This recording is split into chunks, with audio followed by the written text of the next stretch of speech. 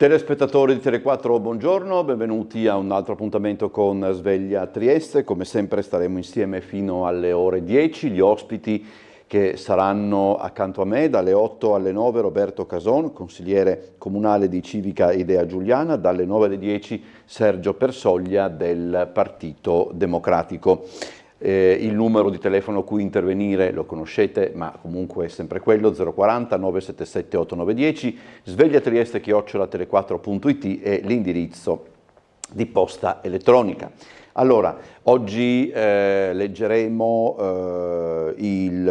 rivedremo insomma il Piccolo e il Corriere della Sera di ieri, perché come sapete oggi è giorno in cui i quotidiani non escono, e rivedremo alcuni dei servizi che abbiamo messo in onda appunto mercoledì. Partiamo però come sempre prima con il meteo, vediamo la situazione generale. Fino a domani un marcato anticiclone subtropicale presente sull'Europa meridionale porterà sul Friuli Venezia Giulia tempo stabile con temperature sopra la media del periodo. Domenica inizieranno ad affluire correnti sud-occidentali più umide ed instabili che anticiperanno un peggioramento del tempo per la giornata di lunedì.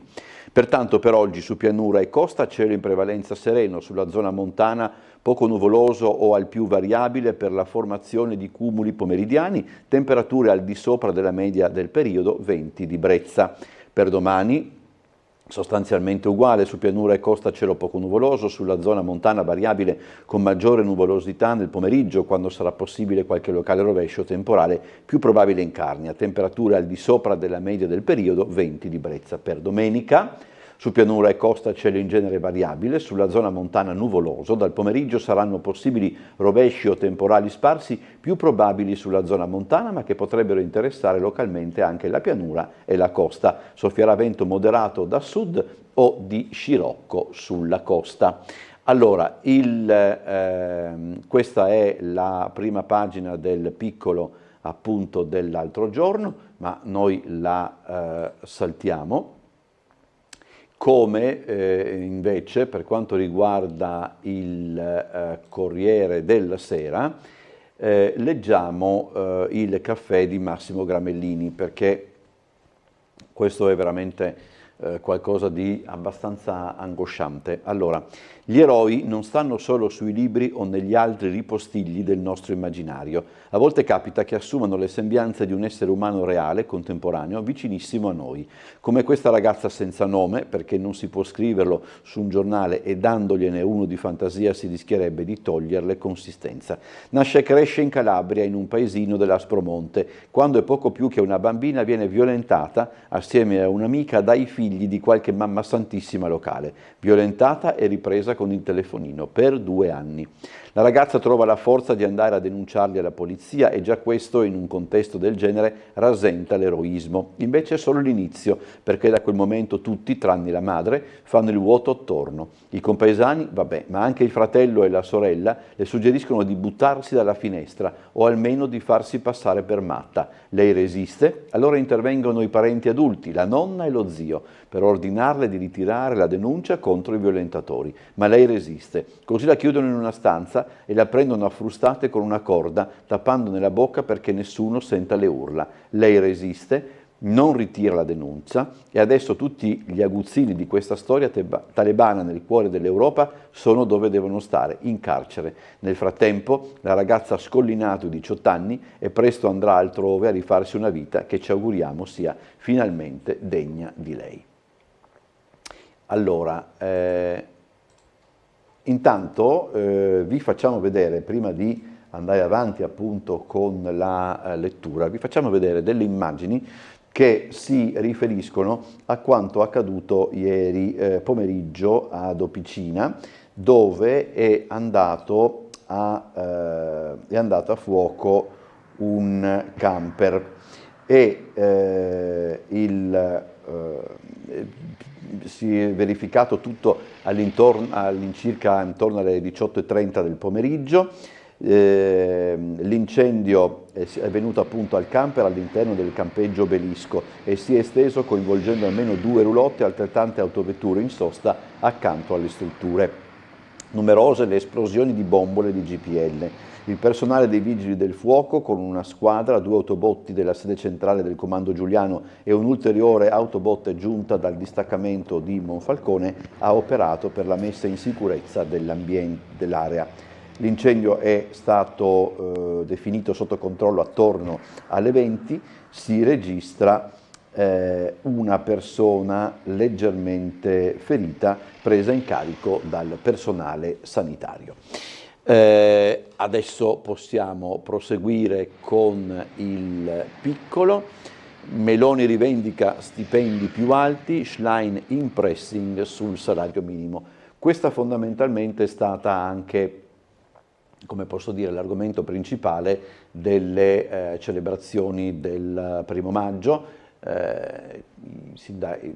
I 3 maggiori segretari dei sindacati si sono divisi le piazze e molto si è discusso appunto su questo, sul fatto sostanzialmente che i salari nel nostro paese sono minori, sono più bassi rispetto a quelli di altri paesi dell'Unione Europea. C'è stata anche una polemica politica che ha visto scendere in piazza più o meno tutti, laddove l'altro argomento al centro delle riflessioni sul 1° maggio è stato quello degli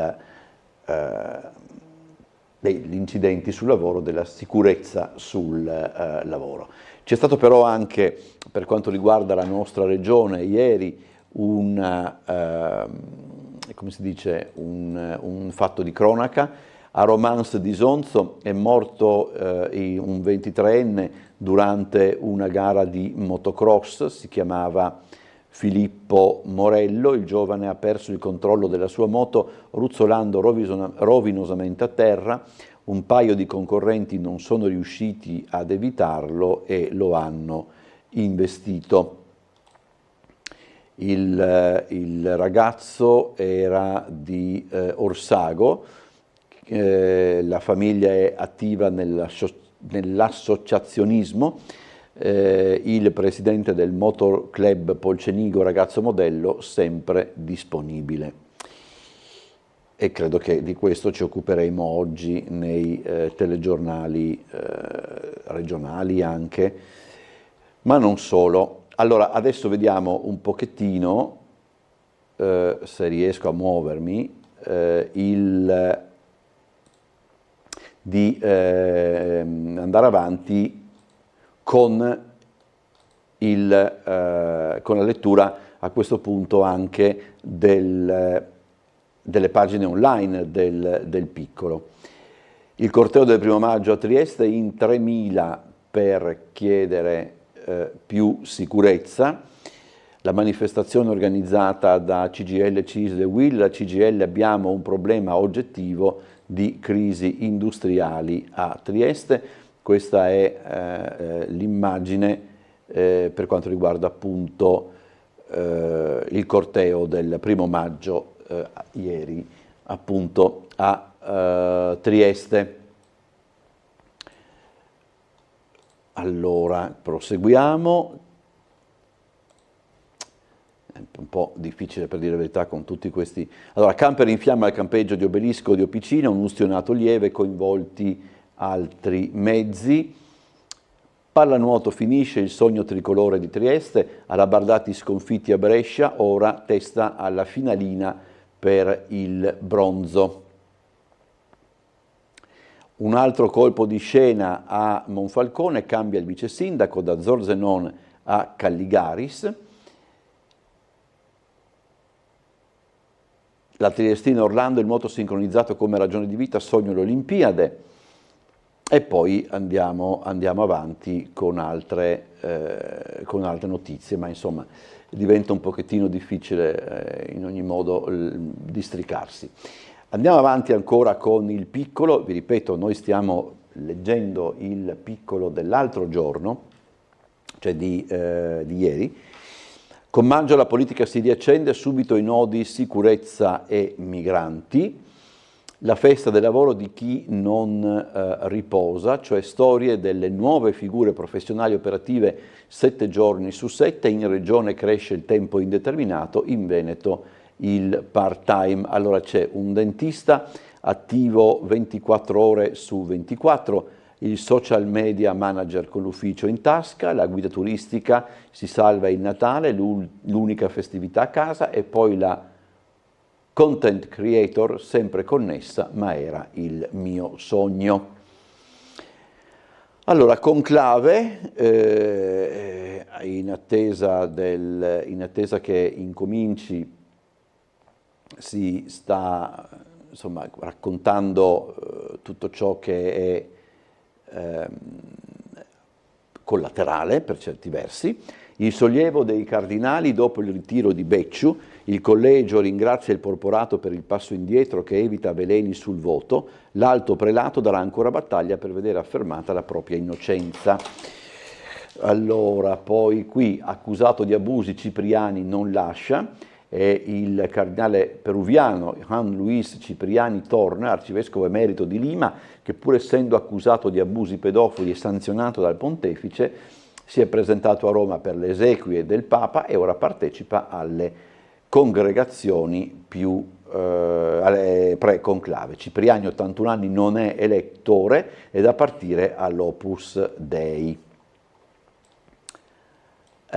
Secondo il cardinale salvadoregno Gregorio Rosa Chavez, la fumata bianca si avrà in 3 giorni, e anche Rosa Chavez non è elettore avendo superato gli 80 anni.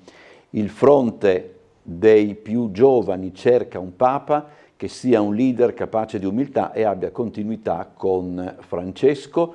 Provengono da sedi periferiche ed hanno il loro riferimento nel maltese grec o grec, non so come si pronuncia. Quindi, insomma, la battaglia, insomma, il conclave non sembra, sarà un conclave probabilmente non lunghissimo, però insomma non è che vi si entri con certezze. Allora, lezioni sulla sessualità in classe solo se c'è l'ok delle famiglie. Decreto legge Valditara ha previsto anche, questo è importante, l'arresto in fragranza per chi aggredisce i professori. A Torino l'ultimo caso. Allora, educazione sessuale a scuola, gli svedesi ci sono arrivati già negli anni 60, ma ormai obbligatoria anche in Spagna e in Irlanda. Da noi l'insegnamento è demandato alle singole scuole, che possono decidere autonomamente di attivare dei corsi, in genere di poche ore, sia extracurriculari che come parte dell'ampliamento dell'offerta formativa, e dunque obbligatori. D'ora in poi, per farlo, dovranno chiedere l'autorizzazione scritta ai genitori, premurandosi di fornire informazioni dettagliate sui soggetti esterni coinvolti, che dovranno possedere requisiti di professionalità scientifica e accademica, quindi probabilmente non si farà niente. Allora, sempre per quanto riguarda questo argomento, ci avvaliamo già di psicologi esperti, mai un no dai genitori, dice la preside di un istituto di Tor Bella Monaca, siamo a Roma. Invece uno studente dice: consenso e idea sbagliata sulle violenze, giusto tutelare i docenti. Spostiamoci, cala a sorpresa il PIL degli Stati Uniti, Wall Street in rosso, risale sul finale. Trump schiva le accuse e attacca Biden, il leader e la borsa dell'ex presidente, i prossimi 100 giorni saranno migliori, ipotesi Libia e Ruanda per i migranti. C'è anche un rimpasto, fra l'altro, in programma per quanto riguarda l'amministrazione Trump. Vabbè, si vede che è notizia, probabilmente, sì, sarà notizia delle ultime ore, poi dopo magari la trovo. Conclave, il Corriere della Sera è logicamente un po' più, diciamo così, informato. Salgono pizzaballe e parolini, i cardinali studiano i conti vaticani. Il risanamento economico sarà una delle sfide del futuro pontefice. Fino a ieri a Roma erano arrivati 124 dei 133 elettori previsti. Il decano di Sarajevo, Pulic, è malato e voterà dalla sua stanza. Il caso Becciu, la nota che esprime apprezzamento per la rinuncia a partecipare al voto, vediamo le quotazioni. Allora, Parolin 70 anni e Pizzaballa 60 sono in ascesa. In discesa l'arcivescovo di Kinshasa Fridolin Ambongo, che nega l'esistenza dei gay in Africa. In discesa anche il primate ungherese Peter Erdo, 72 anni, laddove restano stabili le quotazioni, diciamo così, di Matteo Zuppi e di Luis Antonio Tagle, che è filippino. 2 forfait per motivi di salute, il giallo sulla data di nascita. Allora, il cardinale arcivescovo emerito di Valencia è malato da tempo e anche l'arcivescovo di Nairobi, John Niue, che ha 79 anni, non ci sarà. Vita da conclave, dal divieto di aprire le finestre, leggere i giornali e guardare la TV, alle prescrizioni sul cibo per non incappare in mal di pancia, i giorni di clausura tra regole e piccole trasgressioni. Allora, 133 sono i cardinali elettori con meno di 80 anni che da mercoledì parteciperanno al conclave, 89 voti, il quorum che dovrà essere raggiunto per poter proclamare eletto il nuovo pontefice. Un cardinale, Santos Abril y Castelló, scherza, volevo portare la racchetta da tennis ma non c'è ricreazione, e poi il Corriere della Sera si accorge di un video che circola come minimo da una settimana, quando il cardinale Tagle, che è tra i abbiamo visto che è tra i candidati, appunto cantava Imagine di John Lennon. Come si elegge il Papa? Allora, prima delle operazioni di elezione ogni cardinale presta giuramento sulla Bibbia impegnandosi a mantenere il segreto. Vengono sorteggiati 3 scrutatori, 3 revisori e 3 infirmari. I cerimonieri consegnano più schede bianche a ogni elettore. I cardinali compilano la scheda e la pongono in un'urna sull'altare. A fine votazione le schede vengono trasferite in un'altra urna. Dopo ogni scrutinio le schede sono bruciate in una stufa in ghisa utilizzata per la prima volta durante il conclave del 1939. Le fumate nere o bianche derivano da una seconda apparecchiatura vicina alla stufa e studiata apposta per darne il colore. Il nuovo pontefice viene presentato dalla loggia che si affaccia su San Pietro con le parole Habemus Papam. Il giuramento di riservatezza, l'extra omnes, le votazioni, l'eventuale pausa, le fumate, i riti e le regole per scegliere il successore di Pietro. Leggiamo ancora questo: a sentire le dichiarazioni degli ultimi giorni di vari cardinali, il conclave non dovrebbe durare più di 2 o 3 giorni anche per il giubileo in corso. Può succedere però che i tempi si allungano. Papa Francesco fu eletto dopo 5 scrutini. I conclavi dal Novecento a oggi non sono mai andati oltre i 4 giorni occorsi per eleggere Giovanni Paolo II, primo Papa non italiano dopo 455 anni, cioè dall'elezione di Adriano VI nel 1522. Allora, dopo 3 giorni di fumate nere, i cardinali si fermano per un giorno per dare spazio a colloqui e preghiera. Si riprende con altri 7 scrutini e in caso di nuovo stop altre 7 tornate. Se l'accordo non si trova dopo 34 votazioni, un motu proprio di Ratzinger stabilisce che si vada al ballottaggio, si votano solo i 2 vincitori dell'ultima tornata che si astengono. Resta valida la regola della maggioranza dei 2/3 dei voti, ma è solo dopo l'accettazione del nuovo Papa e la scelta del nome che si accende la stufa per la fumata. Il protodiacono esce sulla loggia di San Pietro per l'Habemus Papam. Questo è tutto quello che c'è da sapere per quanto riguarda le regole del conclave. Il cardinale Casper nelle esegue un voto di popolo per la continuità con Francesco, dice il cardinale che ha 92 anni. Bergoglio mi rivelò, se sto nei palazzi mi serve lo psicologo, e la confessione, diciamo così, del pontefice al vaticanista marchese, dalla sua depressione alle sfide incompiute.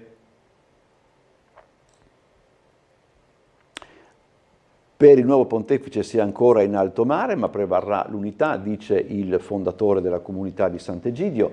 Tra concorrenza degli evangelici e tecnologie si paventano scenari inediti. Quando qualcuno scontento ci sarà, le categorie tradizionali, dice Riccardi, non reggono. Tanti cardinali africani, forse non c'è ancora consenso su uno di loro, ma occorre vedere come si muoveranno. Vediamo se, ecco qua, è finita la parte dedicata al conclave, politica, popolari Unione Europea, la sfida di Weber, ora i rivali sono le forze estremiste, poi c'è un'altra cosa abbastanza divertente.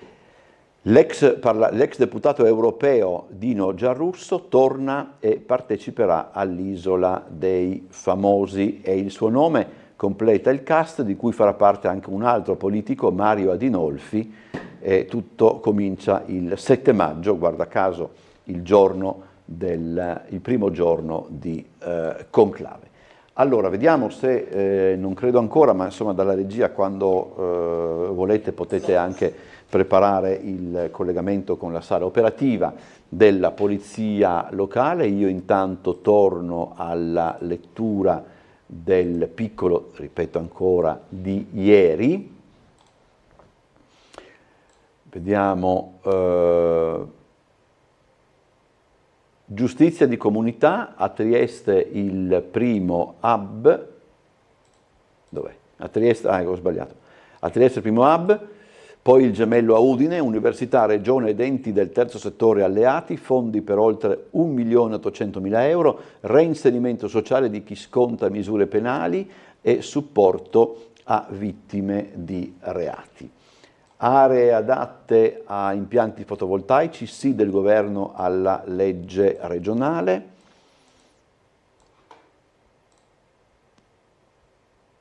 Ziberna contro Tony F.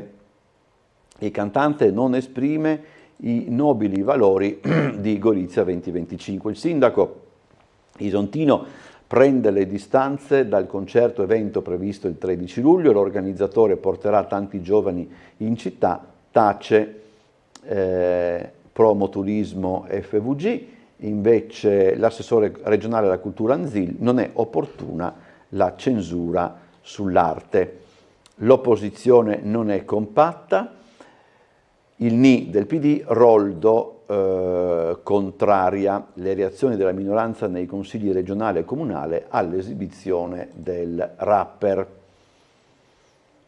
Allora,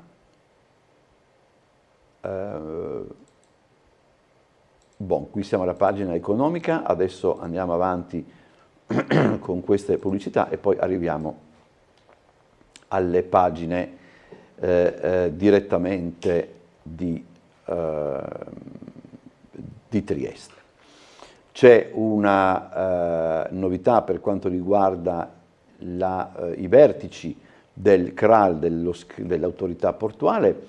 Di Bella è la nuova presidenza, 41 anni, responsabile dell'area gare dell'Authority, succederà a Lorenzo De Ferri, per anni presidente dello stabilimento balneare, che rimane nel consiglio direttivo. Laddove l'apertura del piccolo per quanto riguarda Trieste, riguarda Porto Vecchio, si apre la trincea tra cantieri, i nuovi accessi ai bagni.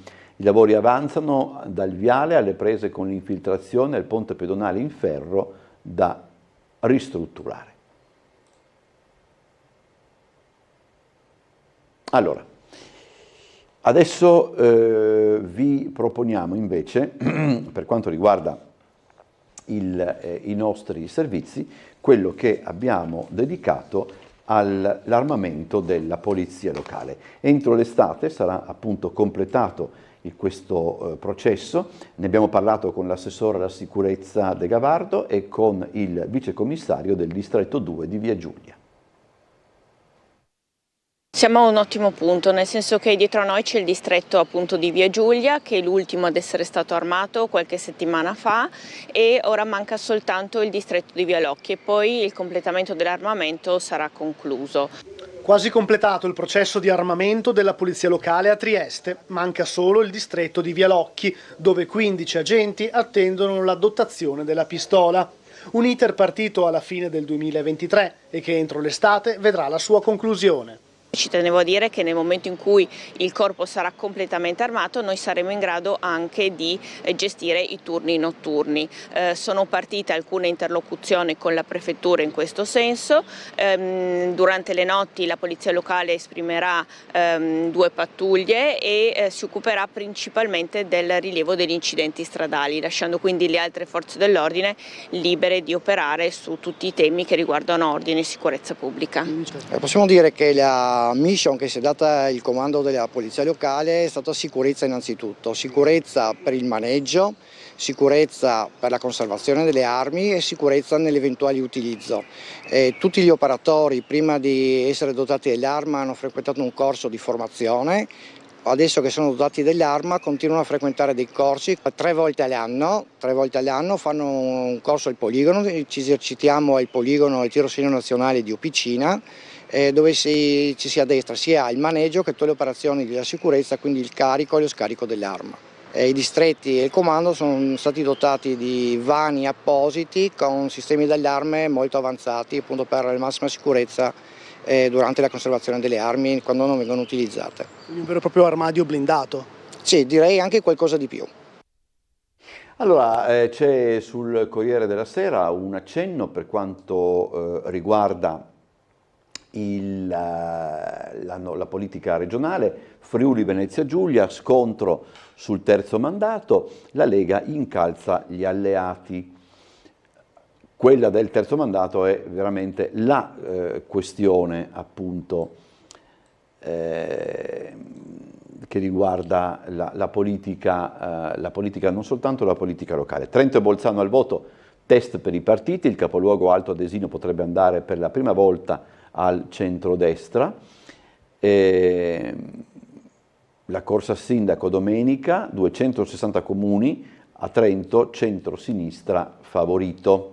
A Trento e Bolzano si vota nella sola giornata di domenica dalle 7 alle 22, ecco questo è già, se nessun candidato conquisterà il 50% più uno si andrà al ballottaggio in programma domenica 18. In Trentino Alto Adige si vota in altri 263 comuni. Firmato l'accordo tra Stati Uniti e Ucraina per lo sfruttamento dei minerali, sia il Fondo di investimento americano per la ricostruzione, Kiev, Mosca prepara un'offensiva. Stato e aeroporti, così Putin riabilita Stalin, usa il leader del passato per giustificare se stesso e Volgograd potrebbe tornare ad essere Stalingrado. E siccome poi tutti quanti la chiamano Stalingrado, il corpo di Vika è quel crimine contro tutti noi che riguarda appunto una giornalista ucraina torturata dai russi, chiedo scusa, forse un lapsus. La Spagna conta i danni del blackout, caccia le cause, servono settimane, continua lo scontro sulle rinnovabili. Blair si schiera contro la neutralità carbonica, i sacrifici sono inutili. L'ex premier scuote i laburisti, la frenata di Starmer. Le fiamme intorno a Gerusalemme, altro capitolo, emergenza in Israele, migliaia in fuga, Hamas su Telegram, bruciate tutto, il figlio di Netanyahu da Miami accusa la sinistra. Dagli Stati Uniti nuove sanzioni sul petrolio di Teheran, drusi e sunniti, in Siria adesso siamo, aumentano le violenze. Questo non riesco a capire. Umiltà e onestà, i tratti distintivi del nuovo Papa, che la Chiesa sia al servizio dei più bisognosi, Papa Francesco, papabile Matteo Zuppi. L'86% dei messicani ama il dottor Simi, secondo un sondaggio professionale, una roba un pochettino strana. Andiamo in pubblicità, poi ci rivediamo.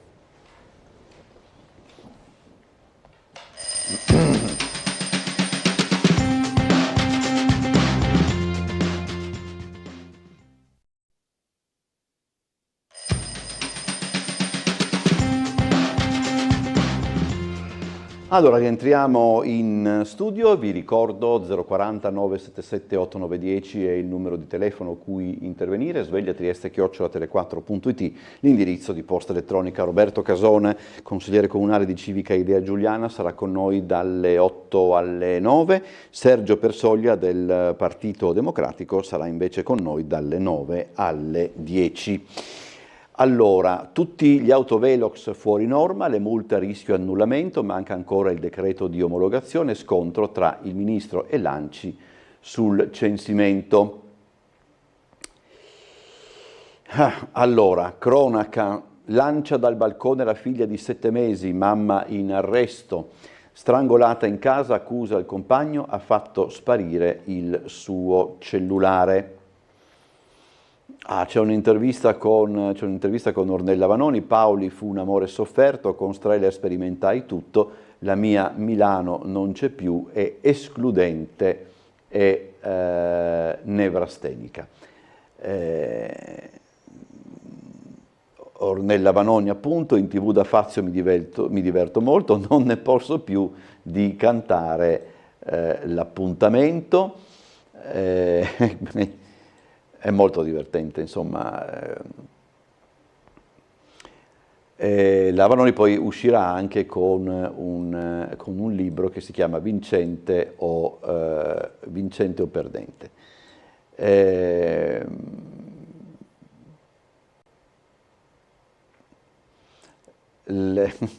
Allora, depressione. L'aveva mio padre, forse genetica, a me è successo 3-4 volte di caderci dentro, una volta è stata così forte che mi sono fatta ricoverare e da allora prendo gli psicofarmaci, non vanno abbandonati, qui sono al primo piano, se mi butto dalla finestra rimango sciancata e basta. Insomma, è sempre un piacere leggere e sentire la Vanoni, che ormai può dire veramente tutto quello che le passa per la testa. Allora andiamo ancora un attimo avanti, saltiamo la pagina di economia e andiamo alla pagina di cultura. Andrea Carandini fa dialogare Seneca e Faust per una nuova morale contemporanea. Enrico Brizzi racconta la sua via francigena, il moderno pellegrino.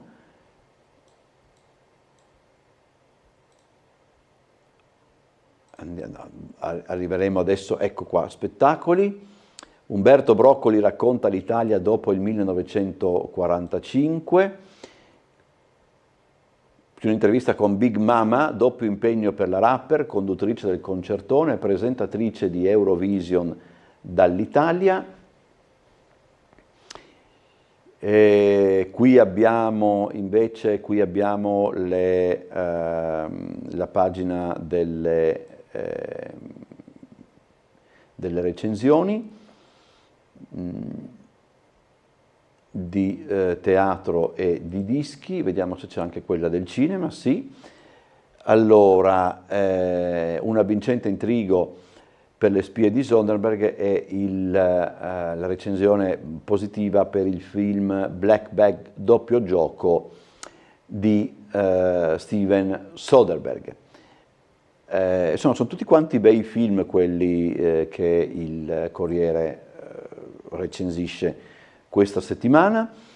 Io direi che possiamo vedere quello che scrive Aldo Grasso per quanto concerne i commenti alla televisione e poi torneremo al piccolo. Belve parte con la sorpresa impacciatore e la noia Jacobs. Per non annoiare bisogna essere in grado di rompere lo schema delle domande, non dare la sensazione di essersele preparate a casa, mettersi a nudo, soprattutto avere qualcosa da dire. Il vero problema del programma è che dura un'intera serata, le interviste sono troppo lunghe, alla fine inevitabilmente si attorcigliano. Vabbè, insomma, non è che non dice tanto. Torniamo al piccolo, ma prima facciamo vedere ancora qualche servizio. In occasione del 1° maggio, il gruppo civico di Adesso Trieste aveva rilanciato le proposte su lavoro, salari e crisi industriali. Tra i temi anche la sicurezza e i quesiti referendari.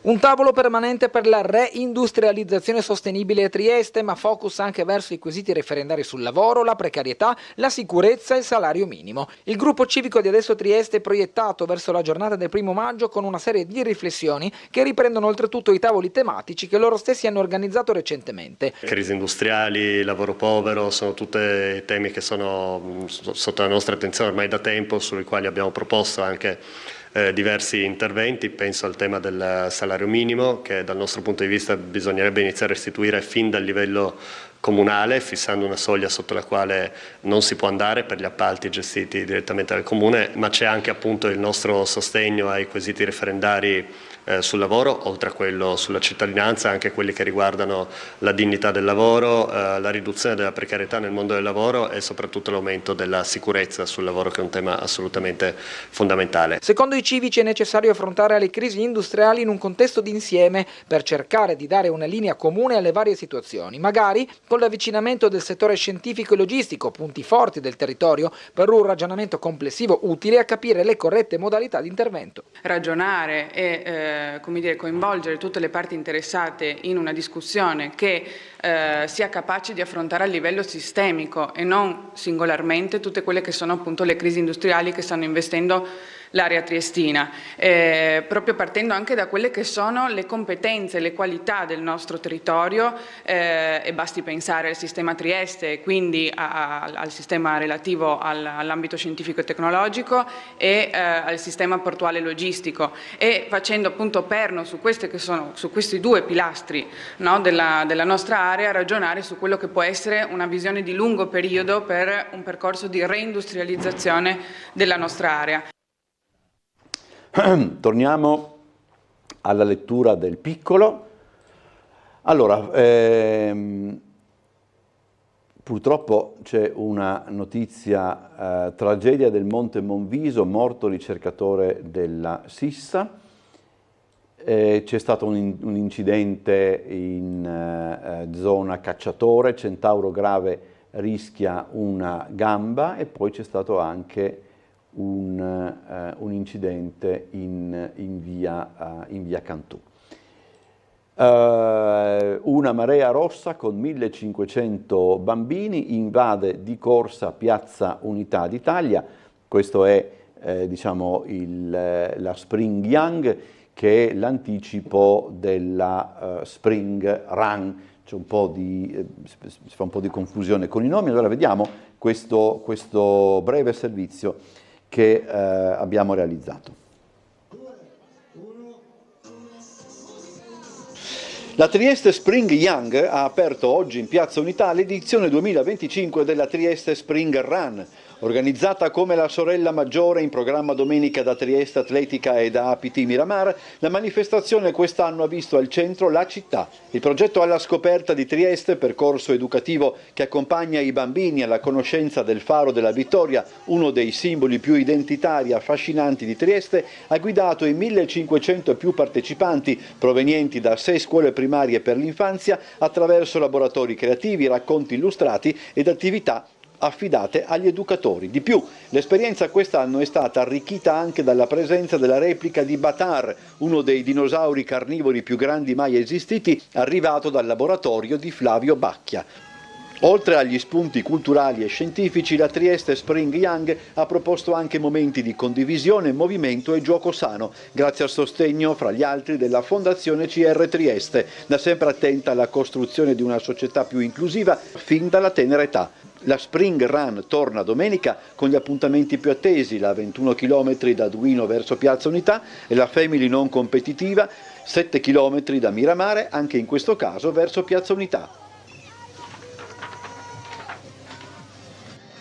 Allora noi proseguiamo con la lettura del piccolo di ieri, ripeto, oggi i giornali non escono, E ci troviamo a parlare del cinema Ariston. Allora, il cinema Ariston è stato sottoposto ad un lavoro di ristrutturazione che ha riguardato soprattutto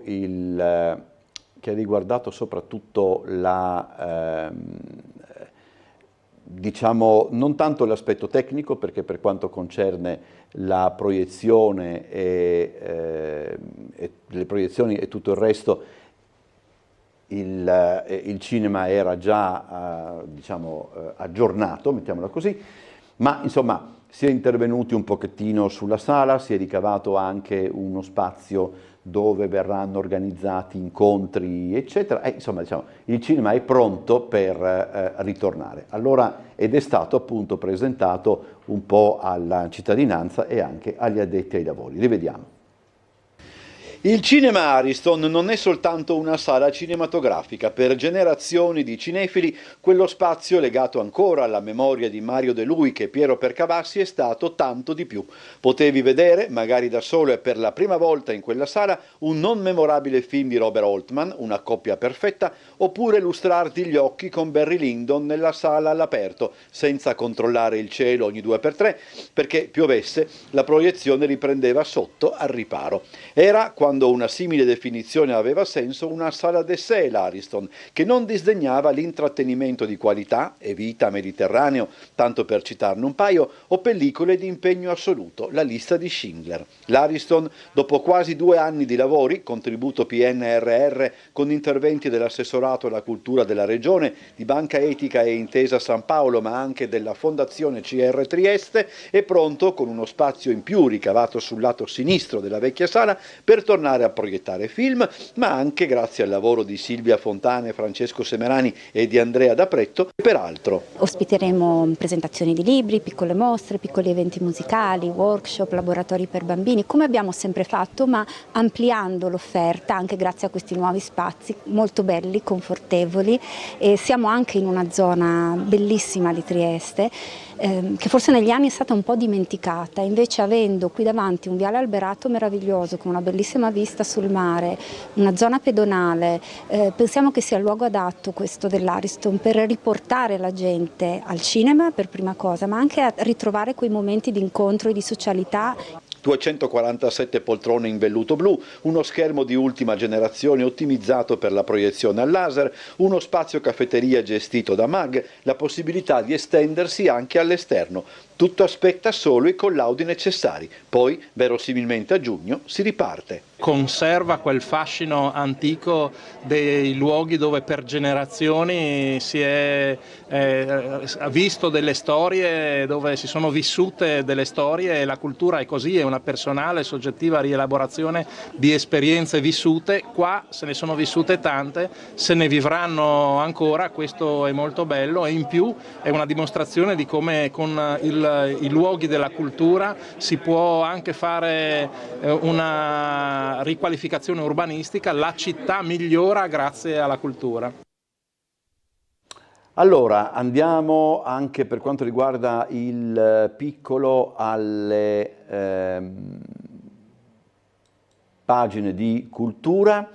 L'opera lirica può essere un lavoro, compensi giusti, selezioni serie, spettacoli per tutti, risvegliamo la creatività e diffondiamo il bel canto.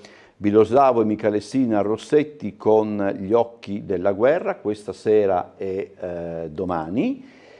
E poi comincia anche il Book Fest, che apre le danze con i nuovi oligopoli globali. Tornano le guide alla scoperta dei luoghi di Zeno Cosini, anche in questo caso per quanto è una iniziativa del Rossetti. Allora, parliamo adesso della storia recente della nostra città. 80 anni fa, il 30 aprile di 80 anni fa, la insurrezione di Trieste contro il nazifascismo. Vediamo allora intanto questo servizio. Questo è stato un evento storico importantissimo per la città di Trieste, che purtroppo fino al 2004 è rimasto nell'ombra, volutamente. 30 aprile 1945, un'altra di quelle date che Trieste ha ritrovato forse troppo tardi, come non senza emozione ha ricordato il presidente dell'Associazione Grigio Verde, Diego Guerin. E grazie a questo primo giorno, che è durato anche poche ore per l'occupazione jugoslava, siamo riusciti poi a mantenere fede e a difendere il confine della patria. In quella giornata dunque Trieste insorse contro il nazifascismo e fu quell'atto importantissimo in una prospettiva futura, giacché fu un'insurrezione messa in piedi dagli italiani. Questa fiammata di italianità poi è continuata anche durante i 42 giorni di occupazione jugoslava. Basta pensare al 5 maggio, i caduti di via Imbriani, ed è continuata nella clandestinità sempre, fino al 53, quando ancora un'altra fiammata di italianità finalmente ha permesso che ci ricongiungessimo alla patria.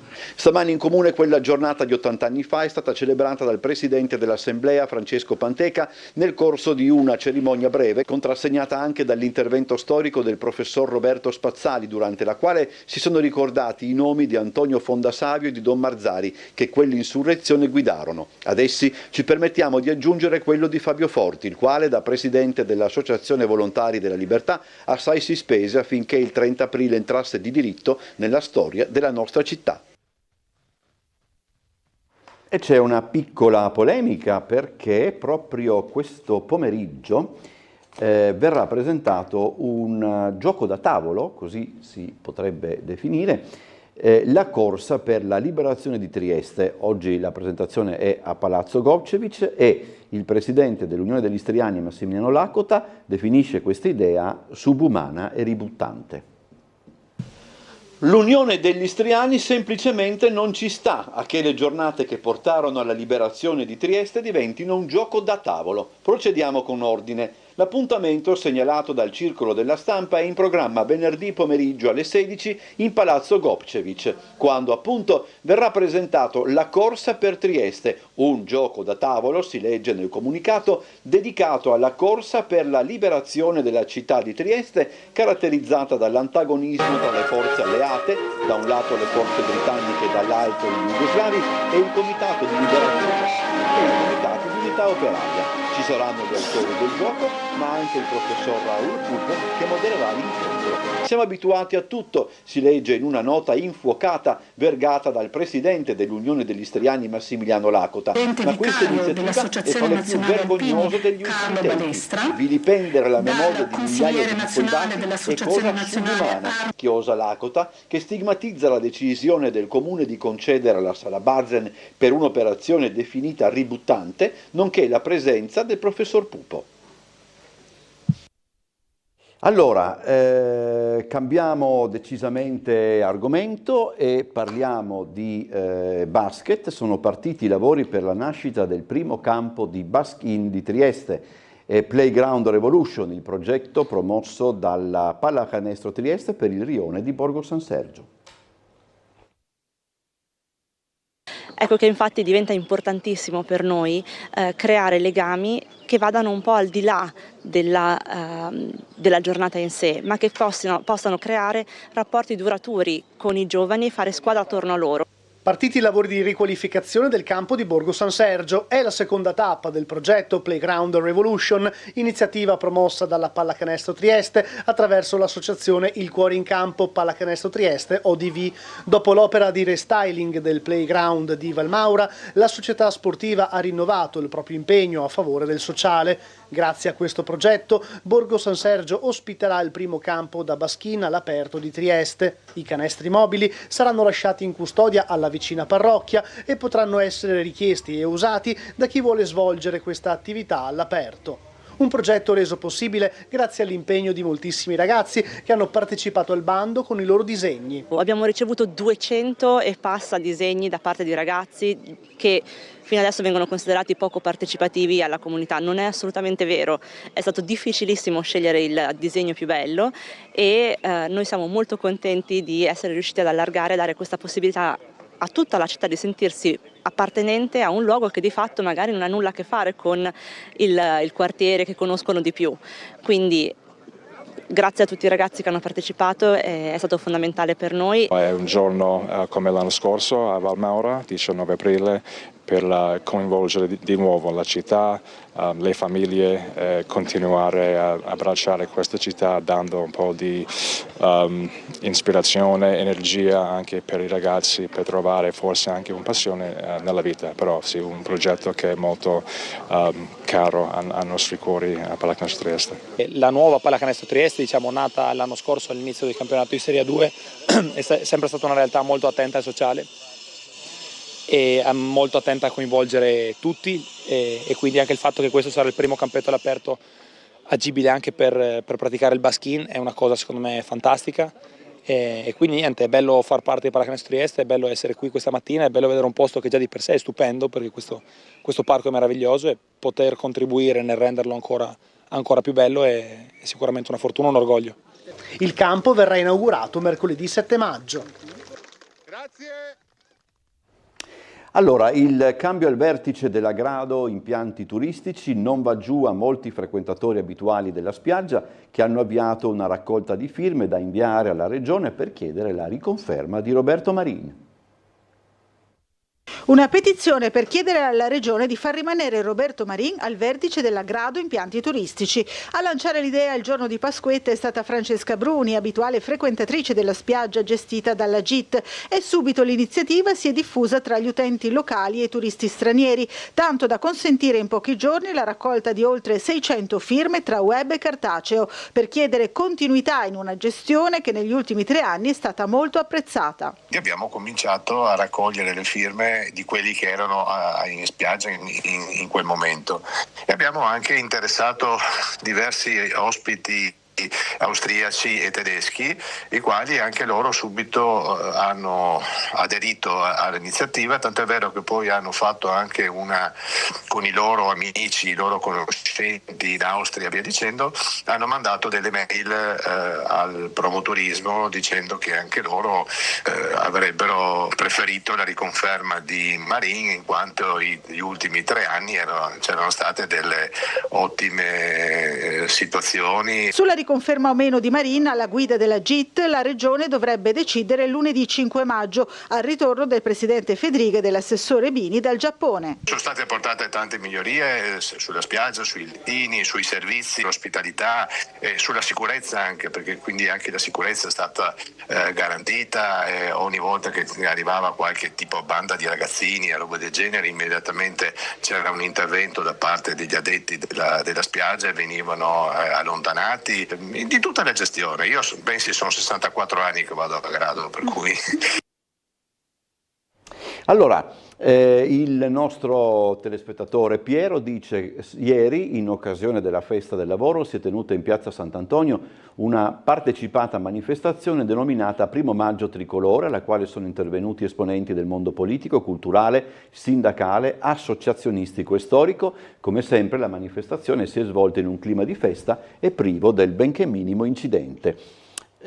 Quindi, insomma, lo diciamo, adesso noi andiamo in pubblicità e poi aspettiamo il primo ospite, Roberto Cason di Civica Idea Giuliana.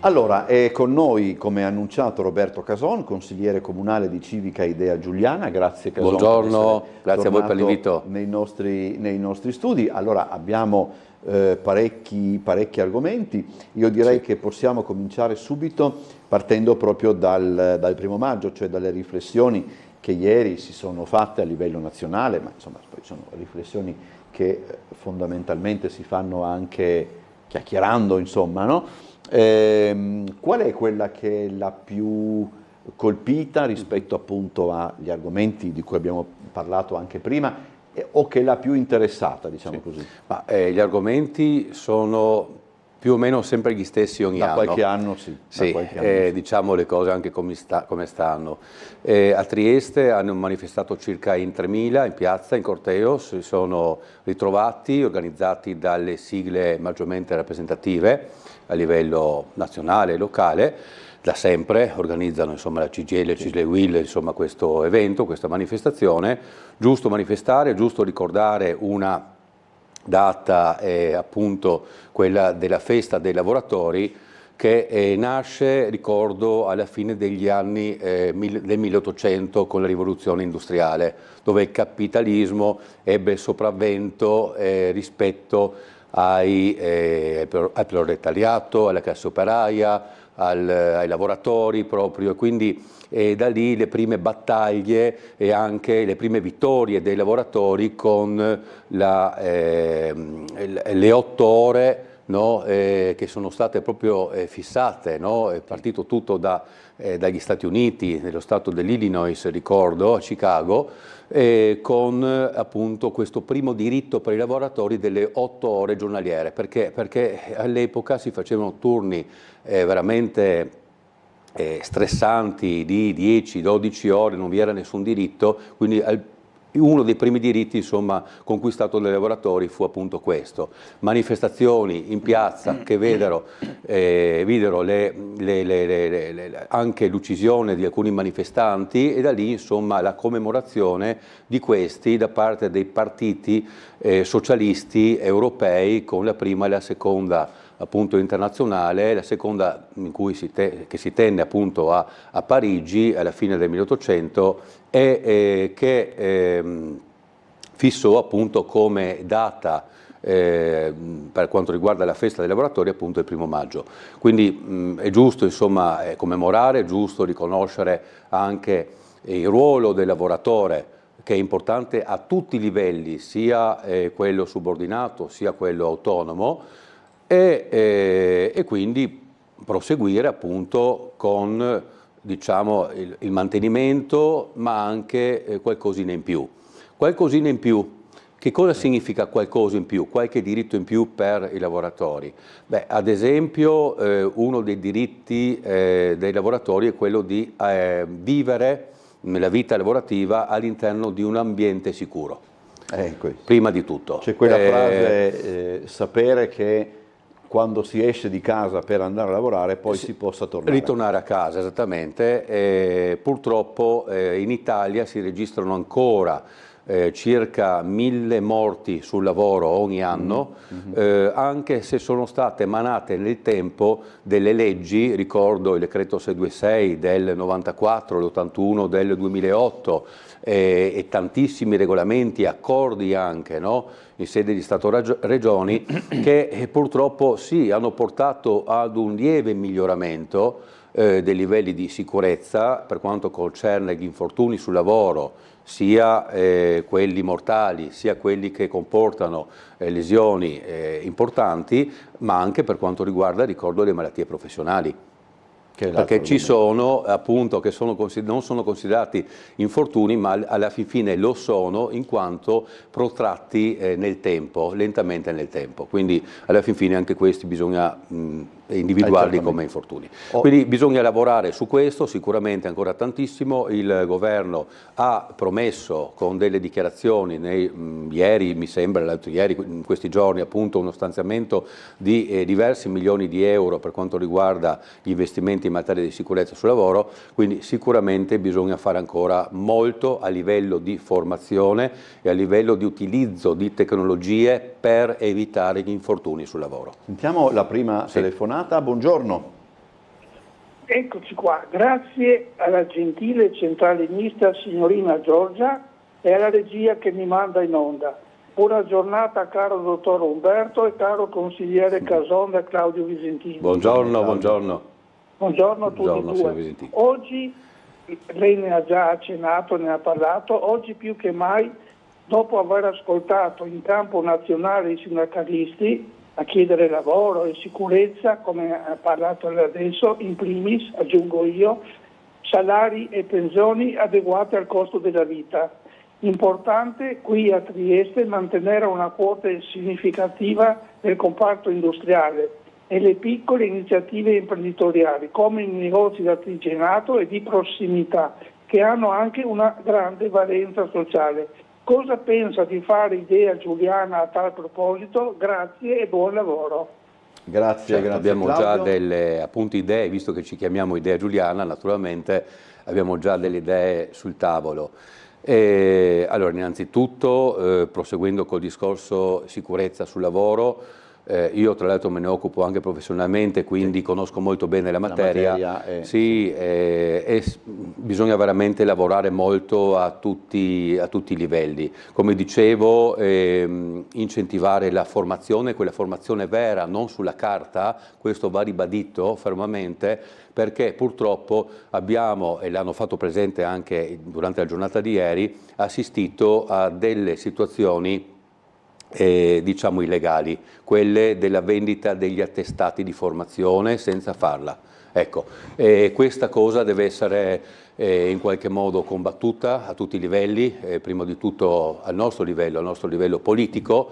Dobbiamo cercare, individuare degli strumenti per evitare che questo accada ancora, perché vendere attestati di formazione ai datori di lavoro, dove chiaramente è illegale perché è penale una cosa del genere, sicuramente sia da una parte di colui che lo vende sia da parte di colui che lo riceve, insomma mette a rischio la vita dei lavoratori, perché se è vero che la formazione è prevista dalla legge, significa che è uno strumento per evitare appunto l'accadimento di infortuni e di malattie professionali. Quindi la formazione va fatta, cerchiamo di evitare, io vorrei così lanciare questo messaggio intanto oggi come primo messaggio, evitiamo in tutte le maniere di cadere in queste situazioni, quelle appunto della vendita di attestati senza aver partecipato ai corsi di formazione. È importante questo. Sì.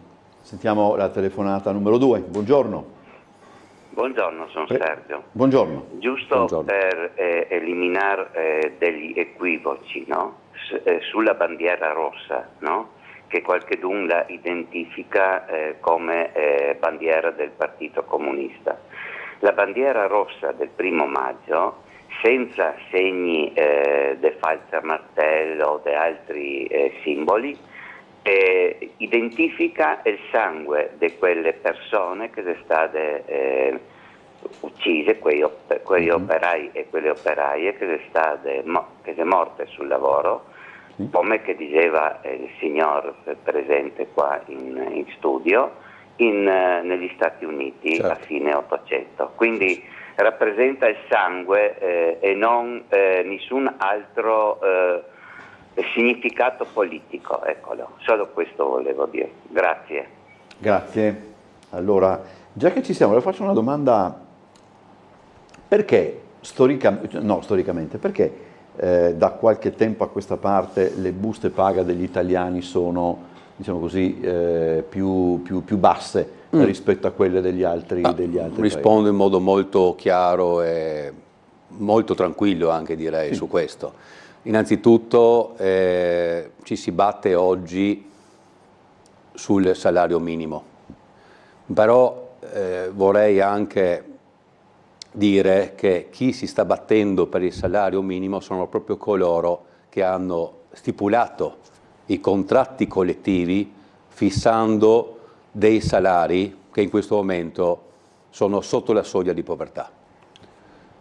E ce ne sono ancora purtroppo di questi contratti collettivi siglati, firmati proprio dalle organizzazioni sindacali, appunto, che oggi scendono in piazza a chiedere appunto il salario minimo. Il salario minimo può essere previsto per legge? Sì, potrebbe esserlo, però se ne è occupato sempre il sindacato alla fin fine del salario minimo. E se è vero che ci sono dei contratti collettivi, ricordo la questione dei portierato, ad esempio, nel comune di Trieste, con dei salari da fame, io vorrei ricordare che quei contratti collettivi che sono stati applicati da quei datori di lavoro sono stati siglati proprio da quelli che oggi scendono in piazza. E quindi questa cosa è già una contraddizione, no? Se vogliamo, in termini, perché se sto chiedendo un qualcosa in più, cioè dove la legge dovrebbe intervenire semplicemente per alzare una bandiera, per dire no, noi chiediamo qualcosa, noi chiediamo che in qualche modo il diritto al salario minimo non venga riconosciuto, allora alla fin fine lo trovo molto falso questo, dico la verità, perché sono proprio quelli che hanno firmato i contratti collettivi con quei salari che sono sotto in questo momento ancora le soglie di povertà.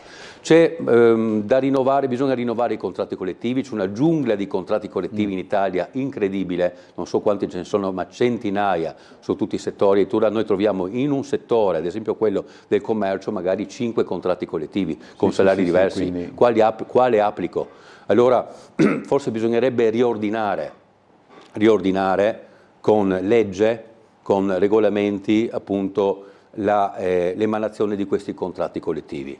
Però a livello anche, mi rifaccio un attimo alla questione degli appalti, dove il comune o i comuni in Italia dovrebbero attenersi o fissare delle regole per quanto riguarda un salario minimo, io dico subito che questo non è corretto, perché il comune o i comuni non possono fissare un minimo di salario all'interno di un bando che può prevedere dei lavori, ad esempio, non so, ricordo la Galleria di Trieste, rifacimento magari futuro di Piazza Unità, il Porto Vecchio, eccetera. No, non è possibile questo. Perché? Perché ci sono già delle norme, delle regole, dei contratti collettivi che sanciscono questo. E non si può fare altro che dire all'interno di un bando, di un appalto, che l'impresa che dovesse poi aggiudicarsi quell'appalto deve essere in regola e deve applicare il contratto collettivo maggiormente rappresentativo a livello nazionale. Ma se quel contratto collettivo prevede salari da fame,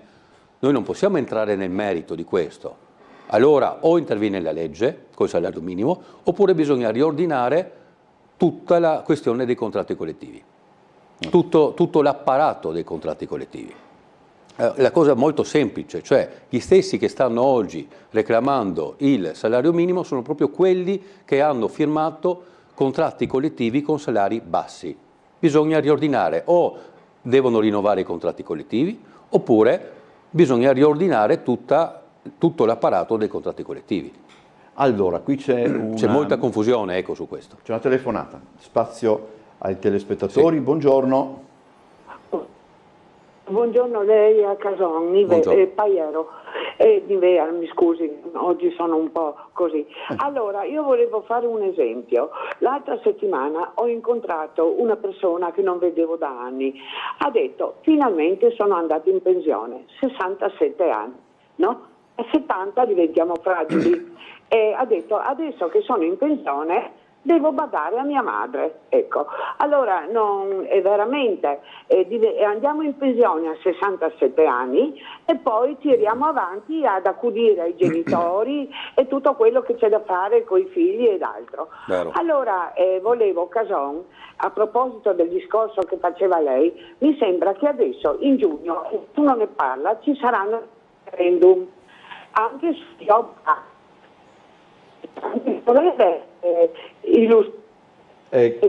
Sentiamo male. Questi referendum con questo Job Act che l'ha fatto Renzi, e io non ne capisco niente da ignorante che sono. Grazie. Sì. Allora, non abbiamo sentito la... No, io ho capito. Poi volevo chiedere anche alla regia se in qualche modo si riesce, se è possibile, ad alzare il volume delle telefonate, perché non so lei, ma io non si in sentiva, studio sento poco. Poi andava e veniva la voce. No, allora, ci sono 4 referendum per quanto riguarda i diritti dei lavoratori.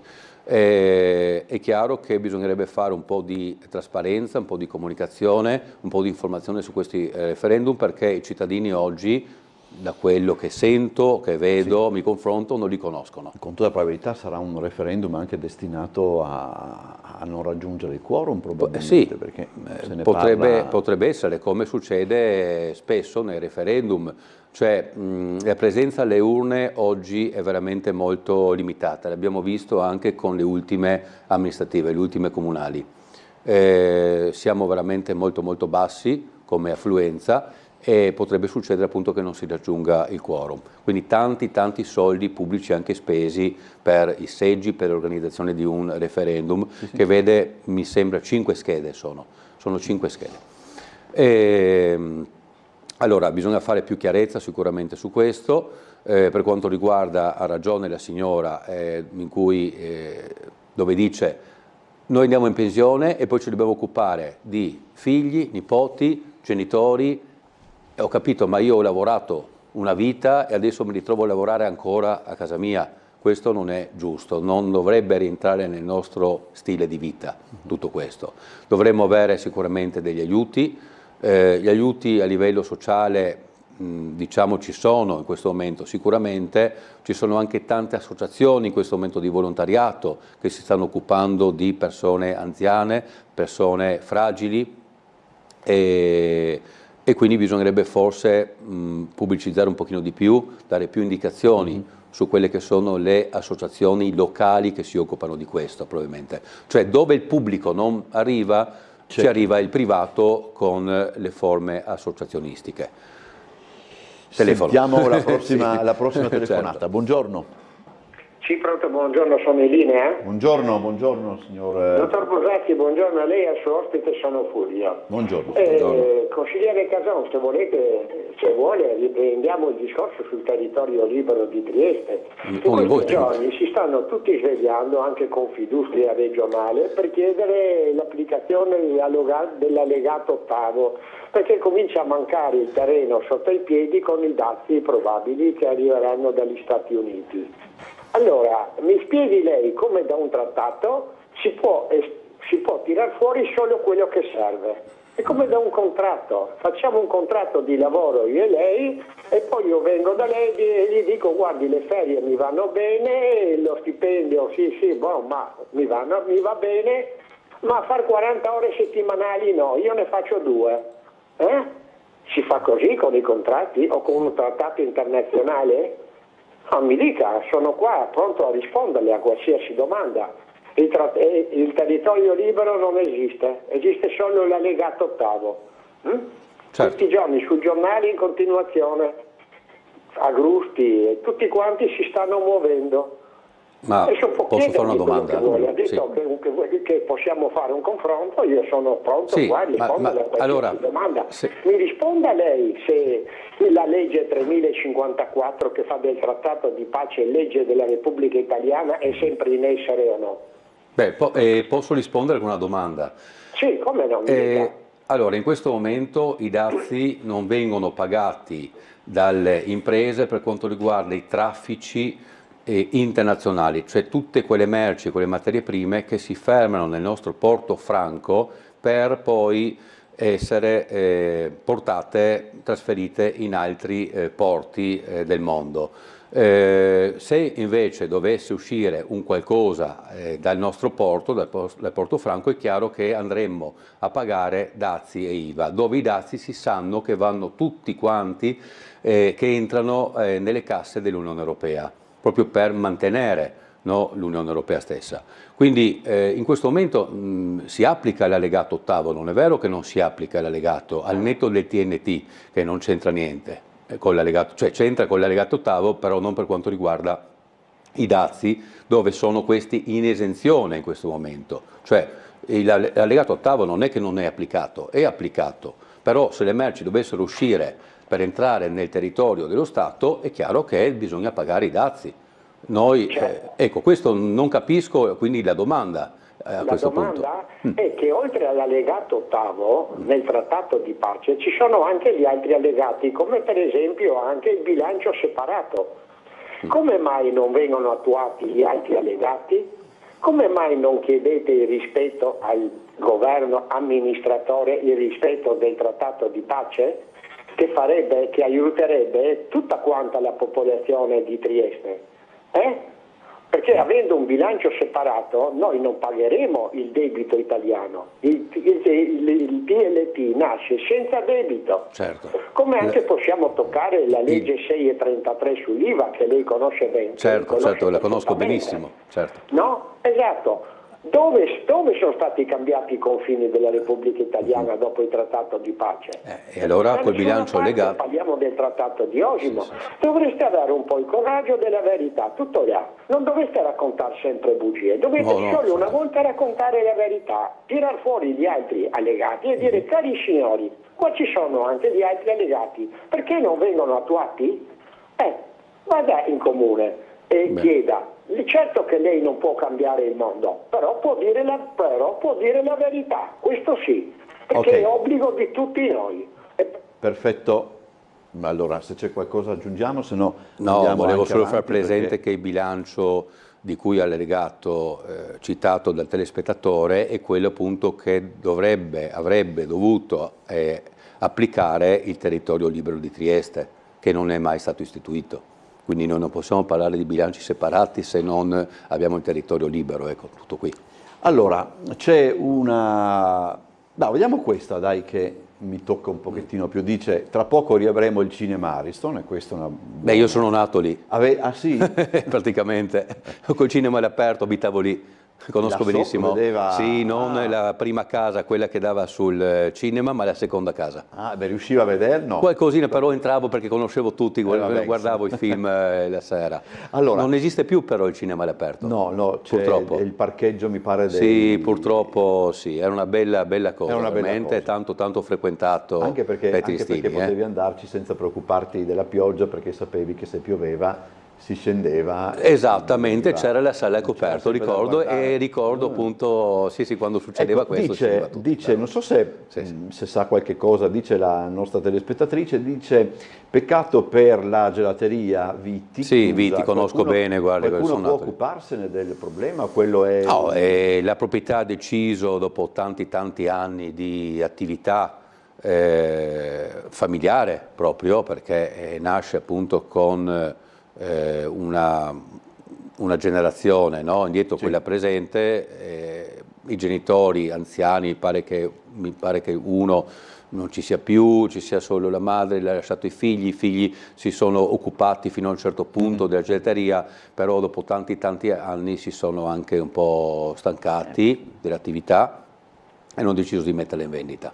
Quindi da quel che so ci sono delle trattative. Ci sono sempre delle trattative per la vendita, però bisogna fare anche una ricerca di mercato, capire nel momento in cui uno dovesse investire dei soldini all'interno di quella gelateria, perché dovrebbero essere rinnovati gli impianti, naturalmente, impianto elettrico, impianto idraulico, non è che... rinnovati anche i macchinari, perché probabilmente saranno obsoleti questi macchinari, cioè se ricordo bene, insomma io li conosco perché, ripeto, abitavo là, conosco anche molto bene la titolare, i titolari, che sono due fratelli, persone stimatissime, persone che hanno lavorato tantissimo nella loro vita, però hanno preso questa decisione che va rispettata. Bisogna mettere mani alle tasche lì, spendere parecchi soldi e poi capire il ritorno, cioè non è più l'Ariston, parlo come gelateria Vitti di una volta, dove veramente durante l'estate vedevamo migliaia di persone su quel viale. Ricordo che addirittura le sedie, i tavolini stavano dall'altra parte della strada. Ecco, adesso a malapena si riesce a riempire magari solo la fascia sul marciapiede, il dehors, no? Cosiddetto. Sono cambiati i tempi, cioè qui bisogna valutare se la spesa possa rientrare in un certo periodo, possa essere ammortizzata, ecco. Questo è il problema secondo me di quella zona, è una zona che una volta era tanto attiva e oggi è diventata invece molto tranquilla, direi, quindi non è più una zona serale, ma non ce ne sono più, perché io ricordo ad esempio a Barcola o Miramare il bar California era frequentantissimo, no? Tanti anni fa, parliamo di 20 anni fa, anche quello è chiuso, no? Cioè purtroppo non ci sono più queste dinamiche di giovani che si spostano appunto nei bar cittadini, che spendono, che parlano, cioè, purtroppo i tempi sono cambiati. Io non voglio pensare che tutto questo sia dovuto ai videogiochi, perché magari sono chiusi a casa a giocare, però ci sono tantissime... corsi. Sì, ci sono corsi e corsi, c'è un inizio, c'è una fine per tutto. Oggi l'informazione magari viaggia tantissimo su internet, sugli smartphone, cioè i tempi sono cambiati, non ci sono più questi giri, no? L'altro giorno, quando è stata presentata, diciamo così, l'imminente ritorno del cinema Ariston, molto si discuteva anche sul fatto che il ritorno di quella sala possa avere anche un'influenza sul luogo, perché logicamente l'ha sempre avuta cambia qualche cosa. Ecco, l'ha sempre avuta, perché io ricordo che comunque sia all'inizio, cioè quando la gente, gli spettatori entravano, no? O uscivano, si fermavano poi nelle due gelaterie. E quindi insomma attirava anche gente, perché si sa che gente attira gente. Speriamo che veramente sia la volta buona, che col Cinema Ariston riparta tutta quella zona, in modo da dare più linfa, più vitalità, insomma, perché ne ha bisogno. Allora andiamo in pubblicità. Una bella zona. Sì, no, questo è senz'altro. Andiamo in pubblicità, poi torniamo, perché ci sono parecchi spunti che arrivano anche dalle mail. Certo, certo.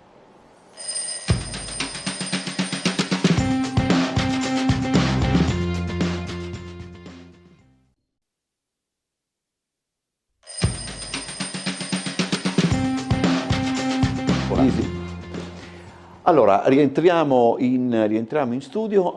C'è questa sollecitazione che ci arriva da una mail, dice: il servizio di autobus a chiamata è molto utile ed efficace, non si potrebbe indurre Trieste Trasporti almeno a sperimentarne un'estensione a tutti i giorni e a tutte le fasce orarie? Ma lo vedremo a livello comunale questo, se è possibile.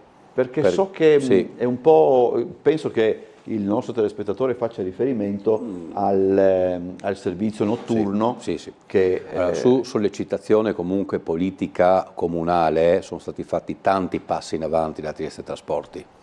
Su questo, con percorsi allungati, con l'autobus notturno, cioè veramente è stato fatto tanto. Le biglietterie automatiche, la sicurezza, cioè tutti questi input sono partiti dalla politica e diciamo prevalentemente da noi a livello di maggioranza in Consiglio Comunale, quindi miglioramenti sono stati fatti sicuramente.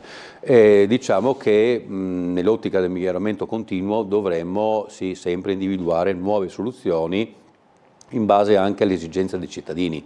Questo lo valuteremo sicuramente durante uno dei prossimi incontri nella commissione competente, quella che si occupa appunto di trasporto pubblico. O poi dice anche lo stesso telespettatore, dice però le condizioni dell'asfalto di alcune strade di Trieste non sono ottime e uno si rende conto di ciò muovendosi in scooter. Ma sì, ha perfettamente ragione, pure io mi muovo in scooter e a volte mi ritrovo su alcune strade anche cittadine, cioè non solo periferiche ma centrali, un po' dissestate. Da cosa dipende? Poi l'ho capito anche questo.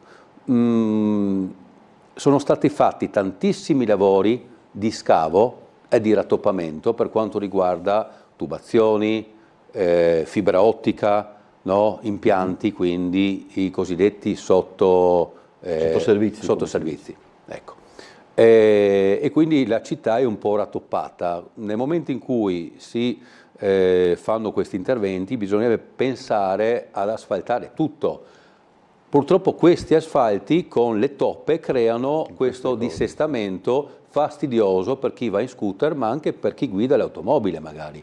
No? Sì, non è che chi appunto guida l'automobile... Sì, quindi la città negli ultimi anni, devo dire, è stata interessata a notevoli, importanti interventi per quanto riguarda i sottoservizi. Sì. Bisognerebbe pensare appunto, ma l'assessore competente so che su questo è appunto competente sul pezzo e ha la visione globale, certo, Sorella Bauder lo sa bene questo, e sicuramente secondo un piano comunale si provvederà ad asfaltare una strada alla volta. È chiaro che se dovesse essere interessata una strada ad ulteriori scavi, manutenzioni eccetera, sarebbe inutile oggi anche, questo non possiamo saperlo né io né i cittadini, se quella strada dovesse essere interessata a breve magari da interventi, però potrebbe essere questo il caso, che tante strade rimangono così perché necessitano appunto questi.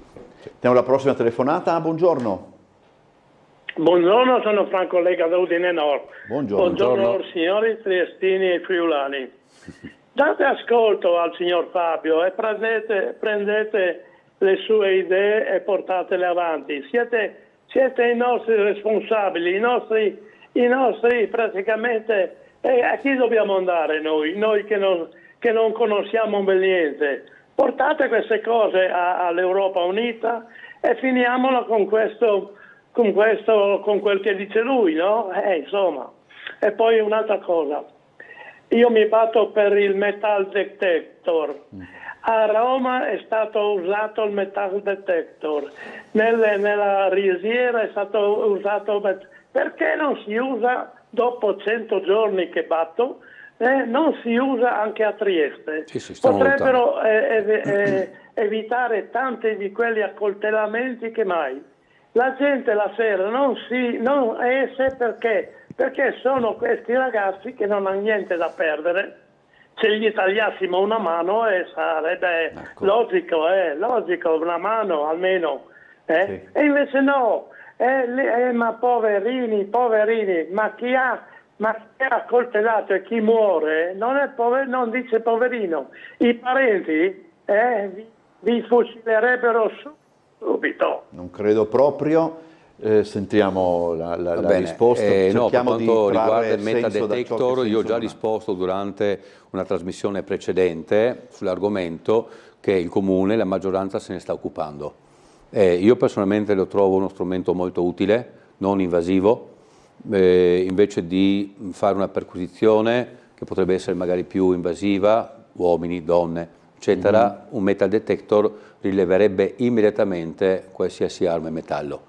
Qualsiasi oggetto metallico, quindi lo trovo una cosa sicuramente buona. Le forze dell'ordine secondo me dovrebbero essere dotate di un metadetector, già lo sono comunque i servizi di controllo fuori da discoteche, ad esempio locali notturni, no? Ecco, in alcune zone d'Italia l'ho visto questo, però a Trieste ancora non l'ho visto in atto. Stiamo lavorando su questo, stiamo discutendo a livello di maggioranza ed è sicuramente una misura che questa maggioranza a livello proprio di amministrazione di piazza vorrebbe, da quel che posso rispondere almeno su questo, che è una cosa sentita ed è una cosa su cui noi stiamo lavorando.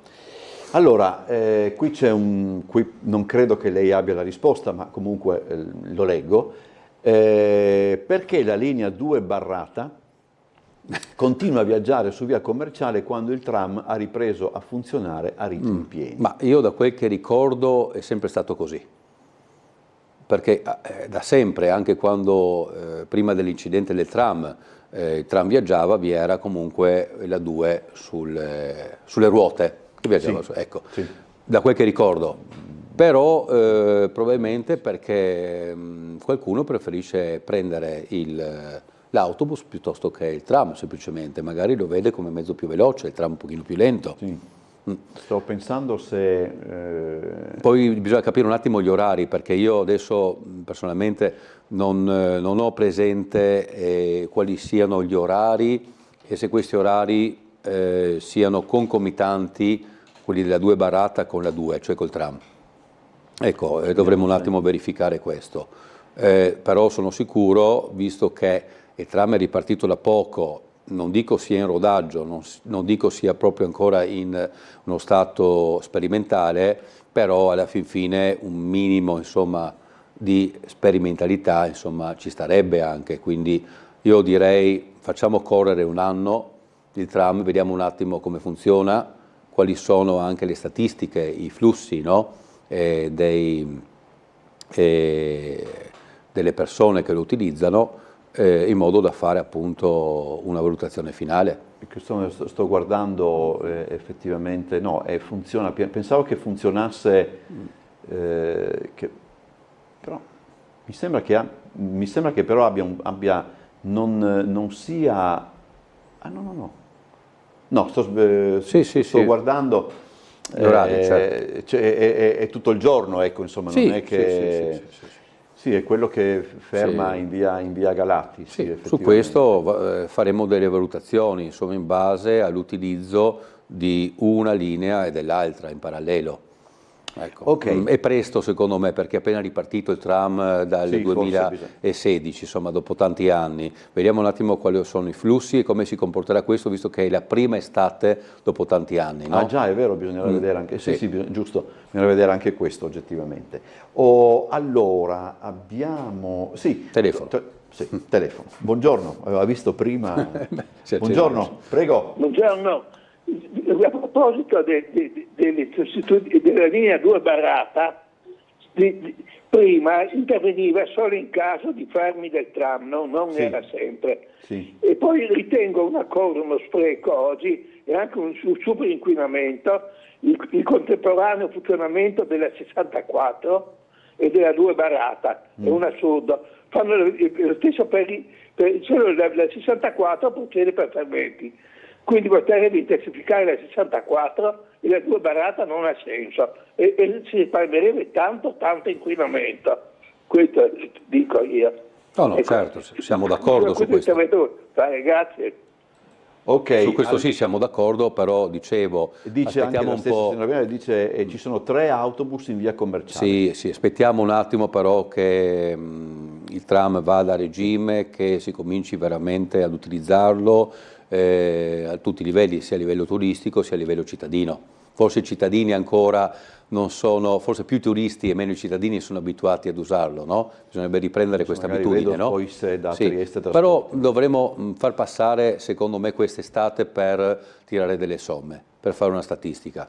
Allora, da settembre-ottobre potremo riprendere questo argomento. C'è un'altra telefonata o è quella di prima?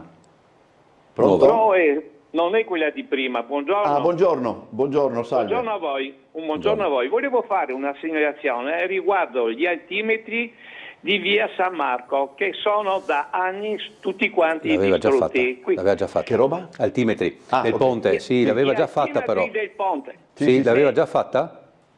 Madonna, ecco, l'ho sì, fatta ricordo bene. urbani, l'ho fatta a tutti, ma qua non si vede niente. Ecco, ieri sono passato, è di competenza delle Ferrovie di Stato. Sono rimasti due tutti avvolti, certo, e poi se passa un camion sotto e che non vede le altezze si incastra. Ecco, ma sono da anni queste robe qui, non so perché non c'è manutenzione, non c'è niente. E ancora poi volevo dire davanti al magazzino 26 è sporca l'entrata, tutta l'entrata del magazzino 26, che è adibita a museo come voi sapete. È tutto sporco sotto, ma è una roba schifosa. Un'entrata di un museo con paletti sotto gli scalini, e poi tutta la parte dove c'è il bar di Ili e tutta la parte circostante è tutto sporco, non puliscono le aiuole né niente. Ecco, tutto qua. Grazie e buongiorno. Ok, allora, per quanto riguarda gli altimetri, ricordo, vedremo a livello comunale se possiamo fare un intervento sulle Ferrovie di Stato, perché il Comune non è competente per quanto riguarda gli altimetri posti sul ponte. E per quanto riguarda la pulizia del magazzino 26 prendo atto, ci sono dei lavori in questo momento in corso, però magari passerò uno di questi giorni per vedere effettivamente se corrisponde a quello che ha detto il telespettatore, cioè tutto sporco fino al Barilli, ecco. Quindi a me sembra strano questo. Per quanto riguarda il magazzino 26 può essere abbastanza normale perché ci sono dei lavori in questo momento, bisogna avere un po' di pazienza chiaramente, perché insomma il Porto Vecchio è interessato da appalti molto importanti, i lavori sono in corso, quindi è chiaro che non si può pensare ad una pulizia, no, durante questi lavori. Però è vero, siccome il museo è accessibile in questo momento, è aperto, chiaramente rendere quegli spazi per i visitatori, insomma, puliti, ordinati, sicuramente. Faremo presente. Allora, per quanto riguarda, intanto per quanto riguarda, se non usciamo, per quanto riguarda la situazione delle strade, eccetera, molti segnalano la situazione in via Ginnastica. Via Ginnastica. Che è abbastanza... Beh, anche quella via è stata interessata chiaramente da cablaggi, da sottoservizi, semafori nella via parallela, nuovi, fibre ottiche, di tutto di più. Sì. Sentiamo la prossima telefonata, buongiorno. Buongiorno signori, vi sento parlare dei passaggi stradali. Dico, arriva che è responsabile chi ha fatto il ripristino, non è stato collaudato il canale che ha fatto, perché è rimasto sotto, o è sotto 5 cm 10 o è sopra 2 cm, il che non va bene. Bisognerebbe che la ditta che va in pagamento va a prendere i soldini di questo passaggio che ha fatto, o peggio ancora i pozzetti, sono pozzetti 10 centimetri da tanti anni, bisognerebbe tirarli su. La ditta che è padrona di quel pozzetto, di quel chiusino in ghisa, andrebbe tirato su quei paio di centimetri. E invece niente, non si fa niente. Io faccio la Fabio Severo sempre, e naturalmente la Fabio Severo, per evitare questi gradini, perché sono gradini odossi, devo frenare e quello dietro suona e dice: ma costa freniti. E bisogna fare tutto accorgimenti. Guardate, ci sono chiudini in mezzo alla strada messi là da 20 anni e sono mai toccati, mai riportati a livello. Non c'è bisogno di asfaltare tutta la strada, per l'amor di Dio. No, chiaro, questo è un altro discorso. Quel poco là. Dopodiché parliamo della Basovizzana, quando faremo qualcosa per la Basovizzana, che c'è una pista dell'alto, che c'è solo la gente che vola, gente con la moto che viene su a 140 e non avremo né righe, passaggi pedonali, non avremo niente che aveva fatto in Fabio Severo, che aveva fatto in via Marchesetti, per tutte le parti, le isole centrali. Qua niente, non esiste. Quando faremo qualcosa? D'accordo, parlez pure col sindaco, saluti Mario. Grazie. Okay. Allora, c'è qualcosa se non andiamo avanti? No, possiamo andare avanti, insomma, ho preso atto, segnalazioni, sì, ma giusto, cioè quello dei tombini è una questione un po' diversa da quella che abbiamo fatto presente prima, dei sottoservizi, dei rattoppamenti, delle cose, sì, sicuramente bisogna fare un po' di manutenzione anche lì. Buona occasione quando si fa un'asfaltatura generale, ecco qua, e il problema poi dopo non sussiste più. Non so se lei si occupa di questo, però un telespettatore chiede se ci sono speranze di ripristinare l'auditorium di via Torbandena. Non è competenza comunale, l'abbiamo valutato, militare addirittura, credo, il Ministro dell'Interno. Il Ministero dell'Interno, della Questura. Abbiamo sollecitato però a livello comunale che ciò avvenga, sicuramente, da quel che ricordo non può essere ripristinato, non può essere riaperto l'auditorium per motivi di sicurezza. Qui c'è un po' un mistero, perché dicono che in realtà si potrebbe... Però, forse con delle eroghe, non lo so, però è stato fatto uno studio, da quel che ricordo, l'abbiamo visto in commissione questo, che le vie di uscita non rispettano le dimensioni per quanto in rapporto alla presenza degli spettatori all'interno. Lì c'è un triplo problema, perché uno è che il teatro c'è, quindi logicamente qualcuno dice c'è perché, è un peccato anche non perché insomma abbiamo in centro città poi sicuramente. Due, credo che il discorso sulle uscite di sicurezza si innesta, uscite di sicurezza che devono rispettare i nuovi parametri, si innesta sul fatto che si dovrebbe uscire dalla questura, detta in termini, quindi credo che il problema sia di difficile... Sì. Lo affronteremo comunque nella prima occasione. Il teatro c'è. Sì, infatti, però ricordo che ci siamo bloccati proprio su questo aspetto qui, sull'aspetto della sicurezza degli spettatori. Se devi uscire dalla questura diventa un po'... Questo è il problema, secondo me. Una scalinata, quella si recupera, insomma, perché è molto... Bisognerebbe fare degli interventi, maggiori aperture, poi anche lì quella è una zona abbastanza vincolata, no? Non è semplice, poi insomma si figuri se io non ho... Però il problema è quello, il problema è legato alla sicurezza. Abbiamo ancora una telefonata, poi forse riesco a farle anche una domanda. Buongiorno. Sì, buongiorno, sono Gabriella Largo Barriera. Buongiorno. Buongiorno Casson, buongiorno giornalista. Bene, io... so che Casson è stato a Barcellona tempo fa, che mi aveva detto che doveva andare, una volta aveva detto che doveva andare. Io vado spesso a Barcellona e adesso anche a Amsterdam, che c'è mio figlio anche ad Amsterdam, tutti i due figli all'estero, no?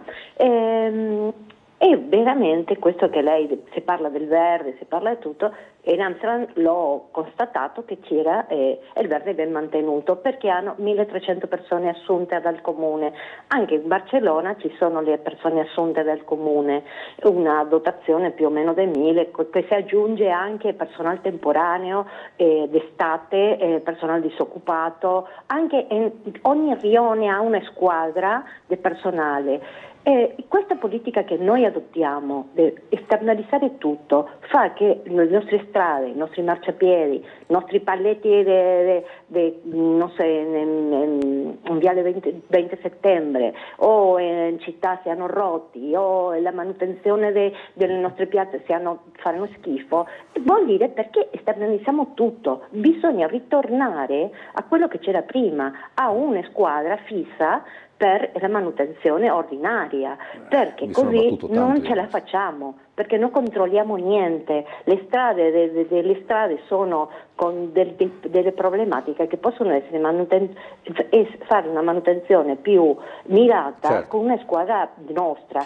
E quindi diciamoli a Bertoli che questo risparmio che sta facendo è sbagliato, che metta il personale nell'asilo del Roiano che è necessario per la sua apertura e che si veda di fare una squadra di manutenzione, perché questo così non va. Grazie. Le chiedo scusa, ma così... No, cerco di rispondere velocemente. Allora, io frequento città spagnole effettivamente, ma anche per importare poi Attento, perché se va a Barcellona lì è Catalogna. Sì, spagnole, io ho detto, non è Spagna, va bene. Qua è vero, sì, bisogna fare attenzione. Comunque Spagna, ecco. Dai, sì. Allora, lì io trovo veramente le città spagnole molto pulite, ordinate, i servizi pubblici funzionano, un'importanza per l'individuo veramente notevole, per il cittadino. E una sensibilità veramente notevole. Lavori continui, pulizia continua, puliscono le strade con l'acqua, ci sono le autobotti lì, certo che qualche modello si potrebbe anche portare qui a Trieste. A me piace viaggiare un pochino per poi portare delle idee anche qui. Allora, non voglio fare comparazioni adesso con altre città.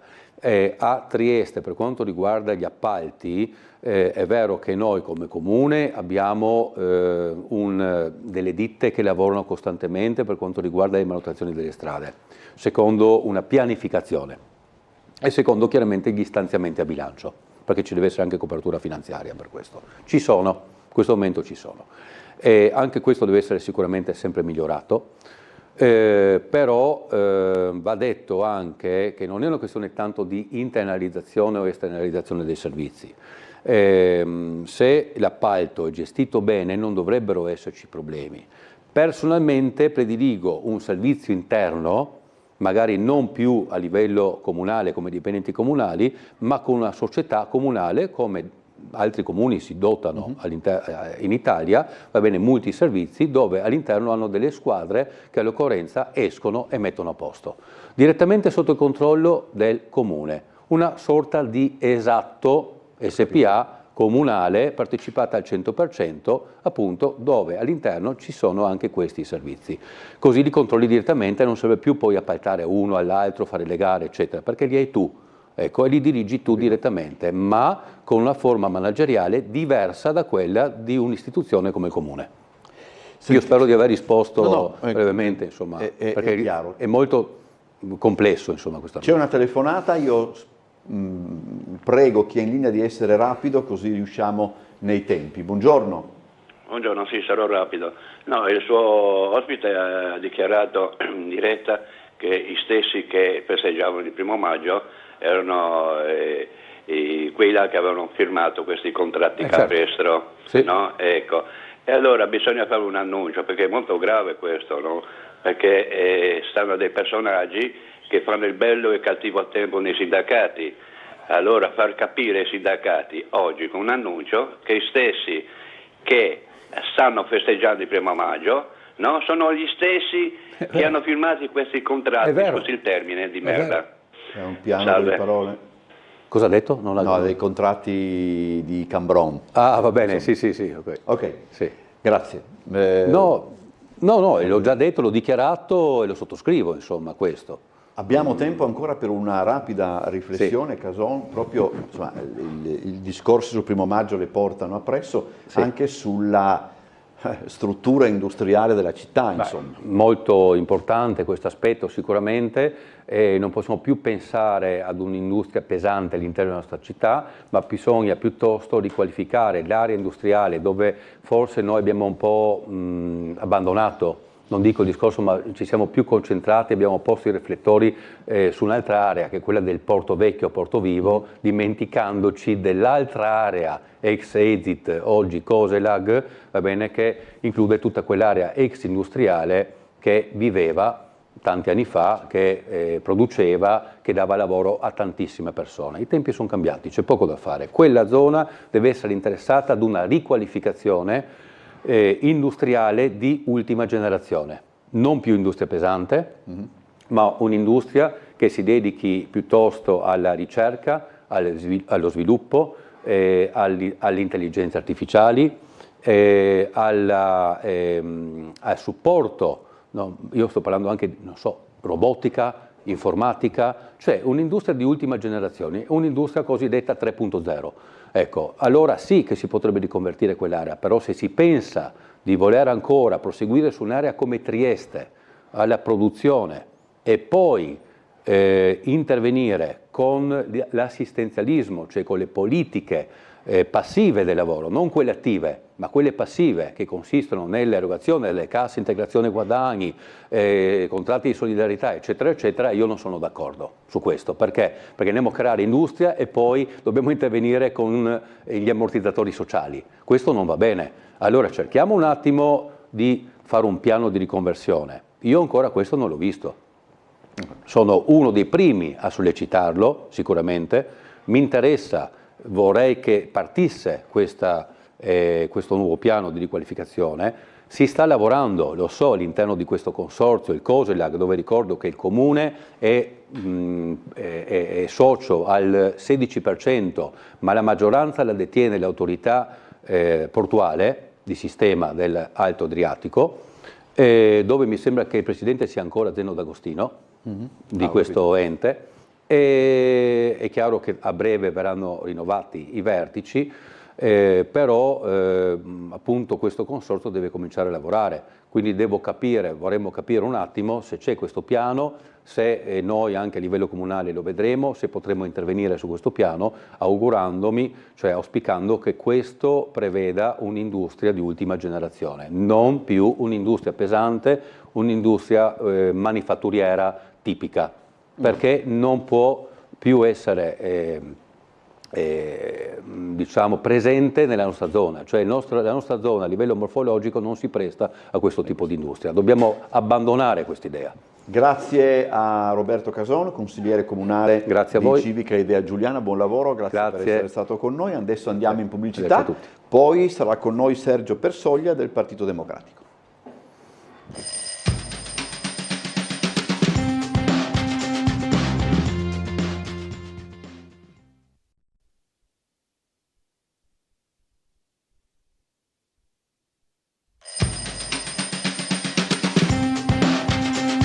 Ugualmente.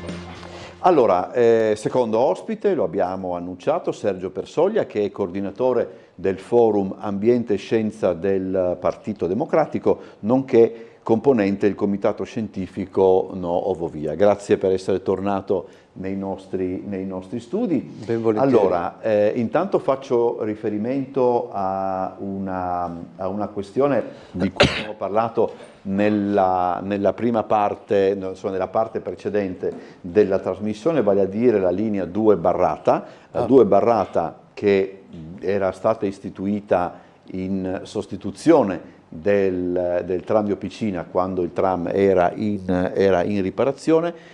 Funzionerà ancora per un certo periodo, poi dopo verrà soppressa, anche se il termine è piuttosto tranchant, ma insomma questa è, e questo per quanto riguarda appunto il flusso di autobus su via Commerciale. Me l'ha scritto il presidente di Trieste Trasporti. Tra l'altro c'è anche, aspetti che c'è già una mail, vediamo. Bene. Allora, chiede, sì, credo sia per lei, ma insomma, cosa pensa delle bandiere jugoslave ieri al corteo del 1° maggio? Non le sembra sia oltraggioso per tutti i morti dei nostri territori? È difficile dare una risposta, no?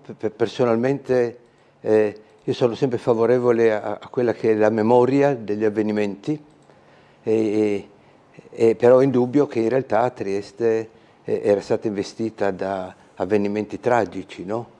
Quindi se da un lato è bene ricordare, diciamo, quella che è stata la memoria storica, gli avvenimenti, dall'altra, dal mio punto di vista, non è così che in qualche maniera si dà ragione della storia, no? Ragione della storia è quando si riconoscono quello che è stato da entrambe le parti e si cerca una cosiddetta memoria condivisa. Questa è una cosa, ahimè, difficile e lo si vede in realtà anche nelle manifestazioni del 1° maggio, quando in qualche maniera non è solamente una parte che ricorda, diciamo, quelle che sono state le sue buone motivazioni, ma è anche l'altra che cerca in qualche maniera di rivoltare quello che ormai sono, diciamo, degli avvenimenti che sono stati fissati attraverso la storiografia. Quindi io non le avrei esposte. Allora, piccola vignetta di Englaro, poi dopo: i riparerà sto acquario? Sì, ma forse i pesci saranno già estinti. Vabbè, questo è... Allora, no, posso fare un commento no? Sull'acquario? Io non conosco bene la vicenda, quindi riferisco solamente delle cose che mi sono state dette, cioè di un qualcosa che era partito e che in qualche maniera ha dovuto interrompersi perché sono subentrati dei problemi, no? Sulle pompe, se ben ricordo, sì.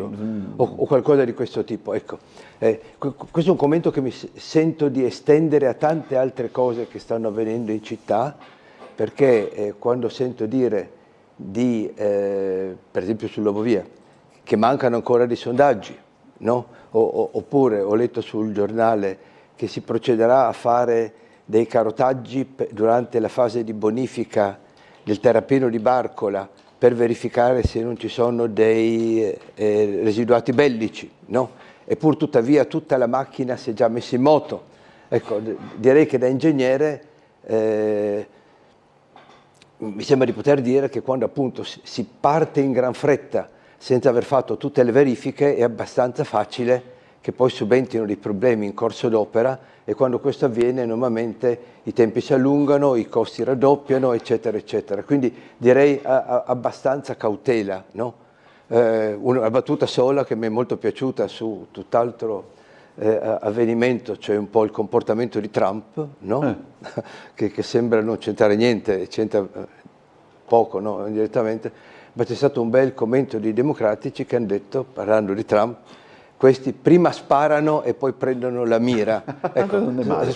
Che non è male come battuta, e spero che per quanto riguarda tutte le opere che devono essere realizzate a Trieste, prima si prenda bene la mira, e poi si pianifichi bene e poi si cominci a dare avvio ai lavori. Ecco, già che ci siamo, allora, partiamo non dal problema, perché non è un problema, però queste sollecitazioni che sono arrivate un attimo da alcuni telespettatori che desumo, abitino in zona via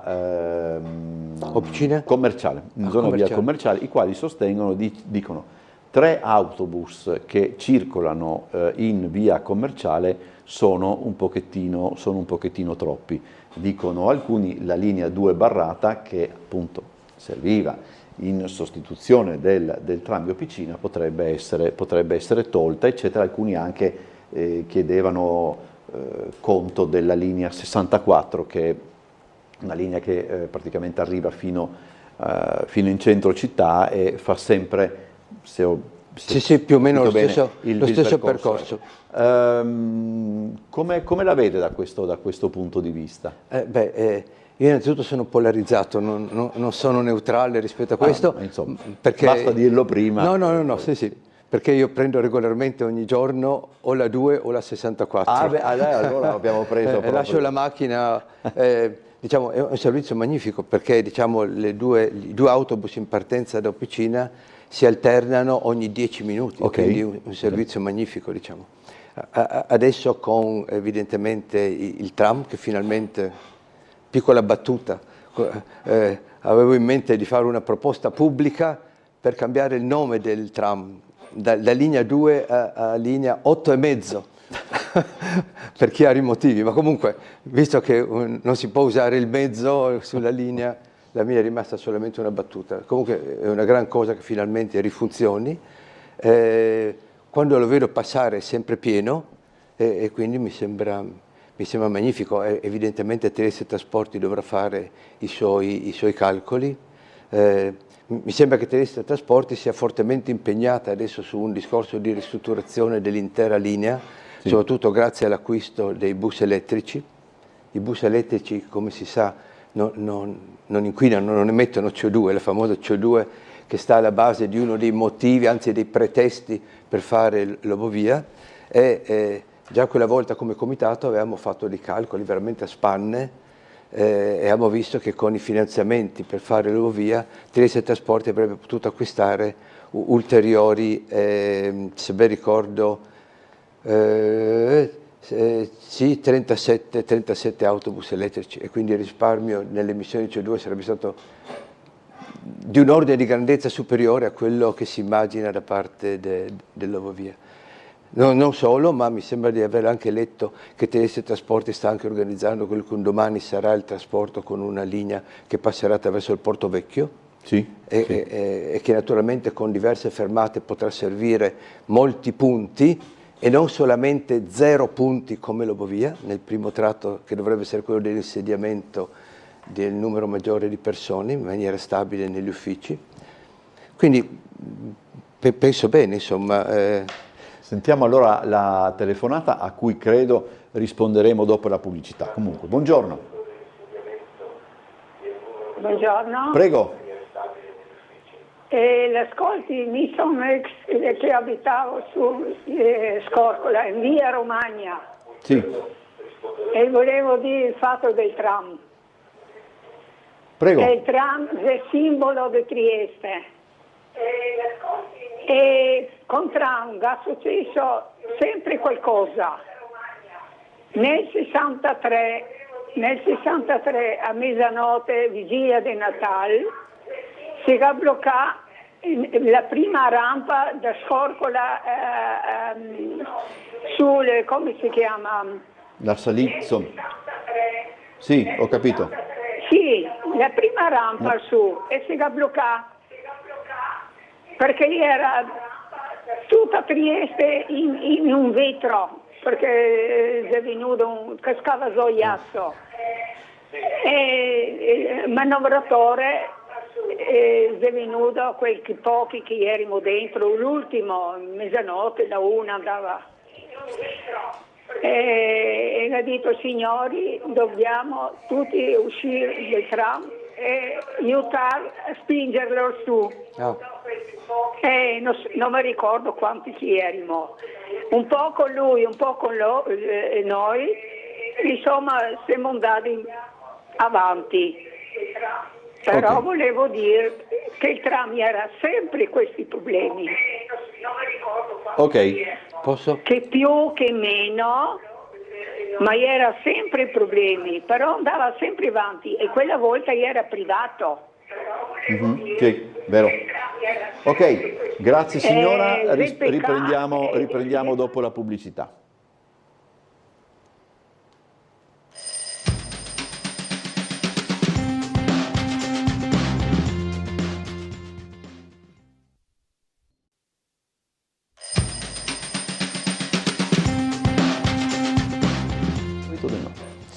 Allora, sì, torniamo, mettiamola così, vediamo se ha senso, si è portati in qualche modo, in realtà le due cose sono completamente diverse, però c'è una contrapposizione, tram di Opicina Cabinovia, cioè si è portati in qualche modo a considerarli, non so, due aspetti della stessa medaglia. Molti dicevano con i soldi della Cabinovia perché non si ripara il tram d'Opicina, questo è impossibile, lo sappiamo per tutta una serie di cose, però diciamo così, nell'immaginario collettivo c'è questa idea, sì, no? Sì, sì. Non so se questa fosse anche l'idea nella testa del sindaco, ma comunque lì è difficile andare a scandagliare, può darsi. In realtà, diciamo, non c'è questa contrapposizione, no? Dal mio punto di vista. Sì. Primo perché il tram è un'attrazione turistica. A me è successo negli anni in cui era fermo con dei ricercatori, no? Io lavoravo in un ente di ricerca che arrivavano a Trieste, sapevano che esisteva il tram. Ma non lo trovavano? Non lo trovavano, anche perché leggendo su Wikipedia, no? Come fanno tutti, avevano scoperto che era un tram dell'epoca austriaca costruito in 2 anni, ed era ancora l'unico tram in tutta Europa con un tratto a fune, non a cremagliera, sì. No? Poi insomma bastava che io gli raccontassi come si vedeva a Trieste nel giungere, insomma quello in realtà se adesso salterà la 60 qua, la 2 può darsi che venga utilizzato non solo per finalità turistiche, sì, anche se TPL, l'azienda di trasporti, ha detto che va molto valorizzato per finalità turistiche. E lo si poteva anche estendere, eccetera. La Cabinovia è tutt'altra cosa, e in realtà non serve a niente. Questo è il grande guaio. Il grande guaio non è che la Cabinovia sia un'alternativa. La Cabinovia non serve, cioè non ha giustificazioni da un punto di vista trasportistico, ed è quello che come comitato scientifico del Nuovo Via ci aspettavamo di riuscire a dimostrare durante un interessantissimo incontro che è stato fatto. Quello di 2 settimane fa? Quello di 2 settimane fa, anzi vorrei citarlo, mi sono stampato quello che era stato l'annuncio, no? Anche per rendere giusto merito a questo gruppo, si chiama Synapser, di studenti delle scuole superiori e di studenti dell'università, i quali hanno promosso questo, che è stato, ahimè, l'unico finora incontro dibattito pubblico che il Comitato Nuovo Via aveva chiesto al Comune di poter fare già partendo da 2 anni fa. No? Leggo solamente che cos'è questo Synapse. È un'associazione fatta da essenzialmente studenti delle scuole superiori e dell'università, che hanno come scopo primario quello della crescita dei propri membri attraverso una serie di eventi, organizzazioni e dibattiti. Questo, se posso parlare di qualcosa di personale, mi ha fatto ricordare una cosa simile. Io ho fatto l'Oberdan, quando eravamo in quinta, nel 69, avevamo creato un'organizzazione simile. Questi sono molto meglio organizzati di noi. Quella volta noi non avevamo questo nome inglese, l'avevamo chiamata FOMI, la ricordo perché mi rimane nel cuore, dove un mio amico, no, che era molto bravo in latino, questa FOMI, l'acronimo era per Forsitan Olim Meminisse Juvabit, che poi significa forse un giorno ci servirà ricordare. E in realtà ci è servito molto ricordare, perché in quegli anni eravamo anche noi che volevamo cercare di aprire discussioni, eccetera. Siamo durati 2 anni, spero che Synapse duri di più, perché poi a Trieste, arrivati il 70, nel 70 è arrivato al 68, no? A Trieste, in ritardo, e si è cominciato a discutere di tutt'altro. Ma comunque va dato merito a questa organizzazione di giovani ragazzi che hanno cercato di fare un dibattito moderato e avevano preliminarmente invitato 2 persone, no? Del comune, naturalmente, Everest Bertoli, che è un politico, e un tecnico, Giulio Bernetti, e hanno chiesto poi al Comitato Nuovo Via chi voleva presentare, e si sono presentati William Start e Francesco Russo, il quale aveva già anni fa si è occupato del problema, e avevano fatto una cosa molto bella, molto bella. Avevano preliminarmente, ve lo racconto ma rapidamente, perché avevano preliminarmente presentato ai 4 un elenco di domande, in maniera che la gente fosse preparata. Erano domande molto tecniche, per esempio l'impatto sul territorio, l'impatto sulla mobilità, gli impatti ambientali, il finanziamento, eccetera, no? Noi ci eravamo preparati anche come comitato tecnico, no? In qualche maniera, sperando che si riuscisse a parlare di questo. Poi all'inizio del dibattito hanno chiesto ai 2 gruppi contrapposti, no? Ai 2 gruppi di oratori contrapposti, di fare una prima dichiarazione. Quando è toccato ai rappresentanti del comune, un assessore ha detto: L'Ovovia porterà finalmente, no, scusate, no, non voglio essere irrispettoso, la Gabinovia porterà finalmente Trieste nel futuro. Ah, sì, a quel punto io ho detto ai ai, anzi ho detto prima oh mamma, poi ho detto ai ai, e ho capito che sarebbe stato molto difficile quello che noi speravamo di arrivare a discutere tecnicamente. Per cui diciamo, però alla fine c'è stata la possibilità di fare alcune domande, e allora mi sono permesso di alzarmi e rivolto all'ingegnere del comune, ho detto semplicemente questo: guardate, il Comitato Nuovo Via ha mosso tutta una serie di perplessità, di obiezioni, eccetera, ma essenzialmente prendendo spunto da quello che è stato dichiarato e scritto nei documenti ufficiali presentati dal comune. Una di queste cose, laddove si dice che si ridurrà il traffico perché le macchine si fermeranno a Bovedo e a Oppicina, ho chiesto la seguente cosa: ho detto, guardate che a Oppicina è previsto che ci sia un parcheggio che si riempirà, in base alle vostre valutazioni sulle macchine che si fermeranno, in meno di 2 ore. Dal momento che in realtà il traffico, il pendolarismo non sarà come in città, no? Orario, sì, sarà mattina e pomeriggio, dove andranno le altre macchine? E gliel'ho chiesto perché in realtà c'era stato anche un documento formale, no? Che è stato presentato da uno dei settori dell'amministrazione regionale, il quale ha fatto presente che questo creerà grossi problemi al traffico di Oppicina, e molto banalmente la gente non saprà dove posteggiare dopo le 2 ore, laddove si calcolano di avere circa 12.000 passaggi al giorno. E ho chiesto per cortesia all'ingegnere di confutarmi, e lui ha detto: sta scritto nei nostri documenti, ma vedrete che... Io non ho capito la sua risposta. Quando poi ho aggiunto che in realtà in base ai documenti della Leitner il finanziamento non è sufficiente per costruire il parcheggio a Oppicina, scusate, il secondo piano Oppicina e il parcheggio a Bovedo, che quindi non verrà fatto, di nuovo non mi è stata data risposta, no? Ha completato il quadro, dico solamente questo, alla fine il coordinatore del Comitato Nuovo Via, il quale semplicemente ha detto questo, ha detto il progetto della Gabinovia viene presentato come progetto per una mobilità sostenibile, e ha chiesto: ma dov'è la sostenibilità se nel Porto Vecchio si immagina di costruire più di 2.000 parcheggi? Parcheggi per persone che dovrebbero arrivare lungo la costiera e quindi intasare il tratto lungo di Barcola, oppure in qualche maniera da Oppicina.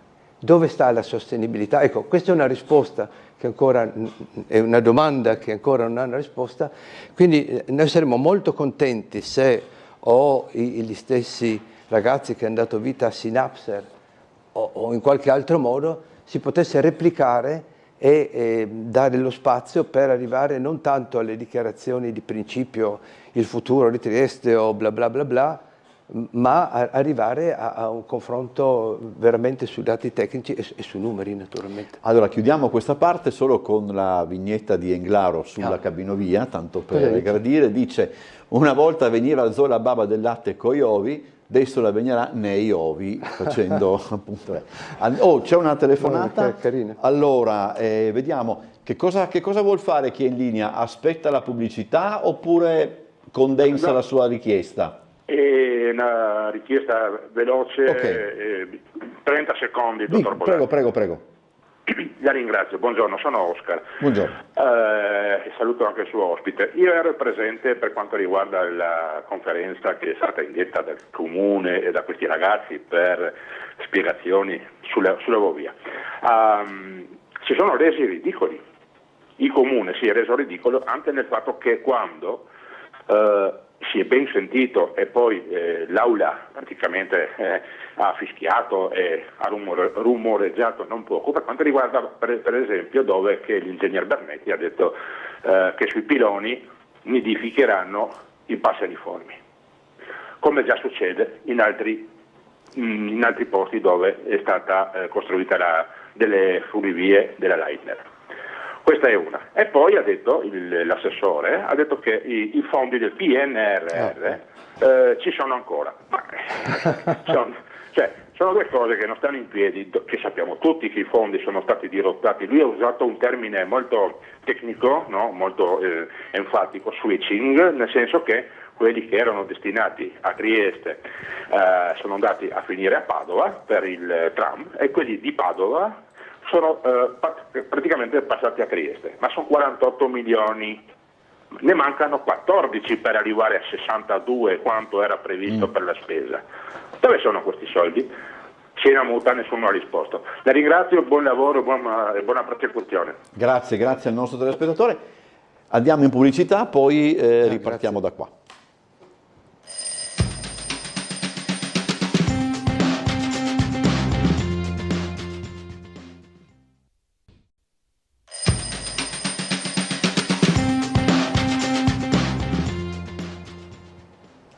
Allora, ancora per quanto riguarda la 2 Barrata, continuo a ricevere delle notizie, ringrazio Trieste Trasporti anche per la sollecitudine. Qualora la 2 Barrata non ci sarà più, i collegamenti saranno sostituiti con altro, quindi probabilmente magari con dei piccoli, forse con navette anche, poi, insomma, comunque c'è, può darsi. Trieste Trasporti attenziona, tanto per usare un termine che va molto di moda, anche questa parte. Torniamo sulla questione, anche perché poi c'è un'altra questione che mi incuriosisce, che arriva da una mail. Quindi torniamo su quello che ha detto il telespettatore per quanto riguarda, direi, soprattutto a questo punto i fondi PNRR. Aspetti un attimo, c'è un'altra telefonata, vediamo se probabilmente anche questa sarà di Cabinovia. Buongiorno. Buongiorno a lei, suo ospite. Prego. Sono Gino. Prego. La logica su tutta questa diatriba che c'è sulla Ovovia porta a fare un ragionamento. Se non c'è mai stato a Trieste un dibattito così acceso su una realizzazione che però ha un grosso valore proprio anche finanziario, no? Allora, se il Comune è così capace, no? che vuole realizzarlo a tutti i costi, è possibile che, dato che ci sono tutte queste cose che non battono, cioè che non sono coerenti, fare una specie di denuncia e dire: amici, se voi fate questa roba e dopo non funziona come avete detto, pagate in solido, perché a questo punto veramente le cose sono veramente al di fuori di ogni... O uno fa un ragionamento e quindi giustifica in maniera solida il problema, se no veramente è un rischio, ma se è un rischio allora devono pagarlo chi questo rischio se lo prende. Grazie e buongiorno. Okay. Io credo che solo quando si trattava di chiudere il centro storico, no, ci furono dibattiti e certo. questo genere. Prego, abbiamo due. Anzi, ringrazio perché mi fa molto piacere. Allora, per quanto riguarda, comincerei da questa seconda, no? Poi rispondo anche alla prima. Credo sia un malvezzo il fatto che che molto spesso chi prende delle decisioni che si dimostrano fin dall'inizio errate raramente risponde in solido, no? Se questo avvenisse naturalmente tutti sarebbero un attimino più cauti. Il Comitato Nuovo Via ha sostenuto finora una serie di ricorsi che dovranno andare a giudizio, ha già vinto 2 ricorsi lo scorso anno. Il primo ricorso che ha in qualche maniera bloccato quella che era stata la valutazione di incidenza dell'opera da parte della Regione, riconoscendo che non erano state seguite le procedure che obbligano a valutare quando si tratta di far passare un'opera per un tratto dove non dovrebbe passare, no? In base alla legge italiana, perché è un tratto in qualche maniera protetto e fa parte della rete Natura 2000, per poter derogare da questa legge bisogna necessariamente seguire un certo schema, una certa procedura. La prima è in cui si dimostra in qualche maniera che non esistono alternative.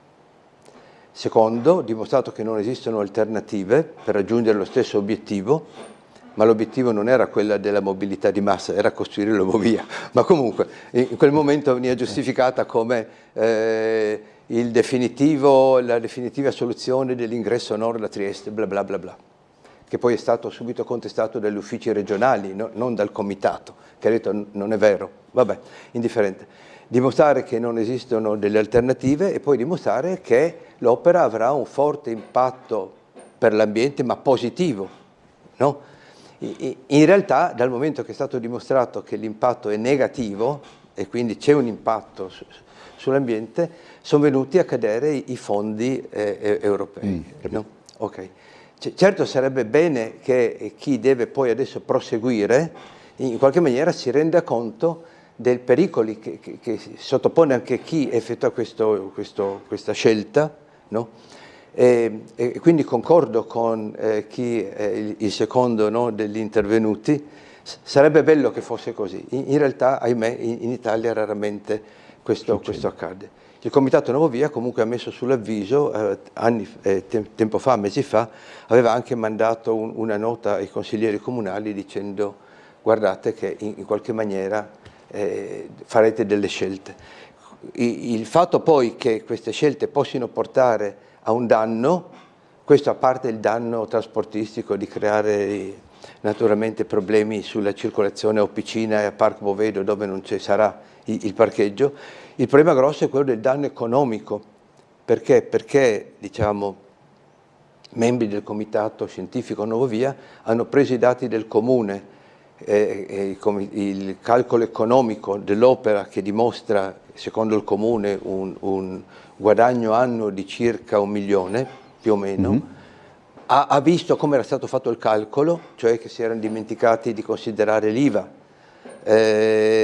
non avevano considerato le tasse, eccetera, eccetera, e quindi rifacendo i calcoli si arriva a un profitto non di 2 milioni ma di circa mezzo milione all'anno, questo sempre nell'ipotesi che ci siano 3.600.000 passaggi all'anno, e 3.600.000 passaggi all'anno corrispondono a 1.400 passaggi all'ora, volte 9 ore al giorno e volte 284 giorni all'anno, che è un dato impossibile. Tra l'altro la cosa interessante è che quando queste osservazioni sono state fatte dal Comitato Nuovo Via, naturalmente c'è stato anche chi da parte del Comune ha bollato i membri del Comitato Scientifico dicendo inventati ingegneri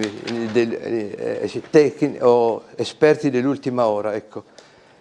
Vi mostro solo questo, forse non riuscite a leggerlo naturalmente, ma quello che è interessante è che di recente su una rivista internazionale dell'Elsevier, che è una rivista referata, vuol dire che chi vuol pubblicare un articolo passa un processo che dura spesso vari mesi, in cui il contenuto viene giudicato, criticato, e solo quando passa al vaglio di esperti dello stesso settore viene pubblicato.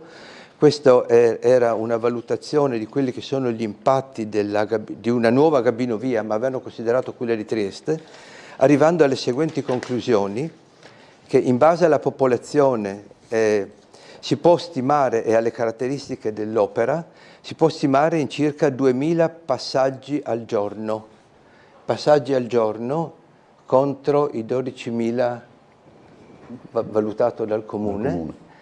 Ma questo che è peggio, nel momento che l'opera si giustifica per gli impatti positivi sull'ambiente con la riduzione della CO2 prevista dalle 500 macchine ogni ora tolte dalla circolazione, loro hanno dimostrato che in realtà si dovrebbe arrivare, in base alla gente che abita e a quello che potrà essere l'insediamento futuro in Porto Vecchio, a circa 2000 passaggi al giorno, ma se non si raggiungono i 3000 passaggi al giorno, vuol dire 50% in più di quello che è ragionevole immaginarsi, l'Ovovia emetterà più CO2, visto che viene alimentata con dei motori elettrici, di quello che è il risparmio delle macchine. Quindi diciamo... Allora c'è un problema, abbiamo una telefonata in linea e sta scendendo il microfono. Cerco allora, di tenerlo perfetto. su. Facciamo così? Più lo tengo in mano? No, se lo... Ok. Perfetto, così mi sembra che sia perfetto, già un po' meglio magari poi. Intanto sentiamo la telefonata e poi abbiamo ancora la risposta sul PNRR. Buongiorno. Certo. Buongiorno Rosati, buongiorno suo ospite. È molto interessante quello che sta dicendo il suo ospite, lo stavo ascoltando. Io voglio dire una cosa sola, io sono anziano, sono in pensione, non ho problemi. Dico questo, da adesso non ho mai sentito come adesso tanti scioperi per il minimo salariale. Questo, prima che eravamo la sinistra, prima che erano tutti quanti, non c'era mai il minimo salariale. Io non ho mai fatto il minimo salariale, sono andato in pensione e tutto quanto, ma adesso soltanto per il minimo salariale, soltanto adesso che è andato sulla... Mi dà una risposta per cortesia. Ok, adesso vediamo. Però prima l'altra risposta sul PNRR. Sul PNRR perché sennò poi rimane... Ok. No, è stato molto simpatico durante il dibattito pubblico, perché se anche alla fine evidentemente ci sono state delle domande, insomma si capiva che la maggior parte delle persone erano in qualche maniera favorevoli a non fare l'opera, no? Sì. Però è stato molto bello perché c'è stato un momento in cui l'assessore Everest Bertoli ha detto: guardate che non è vero che abbiamo perso i fondi, no? E ha spiegato che c'è stato solamente, no? E lì è stato bello perché c'è stata poi un'immediata reazione che non era di contestazione, ma si è sentito un brusio proprio molto spontaneo, così, no? Questo rumore di fondo, perché il fatto che l'opera non possa prendere i fondi del PNR è stato attestato, è stato portato all'evidenza della stampa, perché ci sono delle lettere del Ministero che dicono che l'opera, dal momento che è stata giudicata con un impatto negativo sull'ambiente, contraddice uno dei presupposti dei fondi del PNR. Quindi voglio dire, era evidente insomma, che in qualche maniera chi aveva parlato del portare Trieste grazie alla Gabino Via nel futuro avrebbe continuato a utilizzare quel tipo di argomentazioni. Invece per quanto riguarda il PNR, che il Comitato valuta come un'occasione persa, no? Per Trieste, è abbastanza interessante perché proprio ieri è comparso su un sito di un'organizzazione ambientalista non governativa il riassunto di come sono stati o vengono spesi i soldi del PNR sull'asse di finanziamento in cui inizialmente era stata inserita la Gabino Via. La Gabino Via, che era stata inserita su un asse per la mobilità sostenibile, mobilità di massa sostenibile, in cui erano stati finanziati essenzialmente 5,4 miliardi di euro dal PNR. Bene, come sono stati utilizzati? Sono stati utilizzati, vi leggo questo perché è abbastanza interessante, che parte di questi 5,4 miliardi verrà utilizzato in vari centri urbani per progetti già in fase di avanzata realizzazione per fare delle tranvie, che è esattamente la proposta alternativa che era stata fatta dal Comitato. Difatti dicono che Palermo estenderà con tranvie 64 km di nuove linee, Milano 35, Roma 34, ma poi Padova ulteriori 30, Firenze ulteriori 25, ma anche Bergamo e Brescia con 23 km ciascuno, Bologna 23, Napoli 4, Cagliari 6,9, Sassari 2,5. No? queste sono città le quali hanno fatto la scelta di evitare le emissioni di CO2, aumentare naturalmente la percorribilità dei mezzi pubblici perché vanno in sede...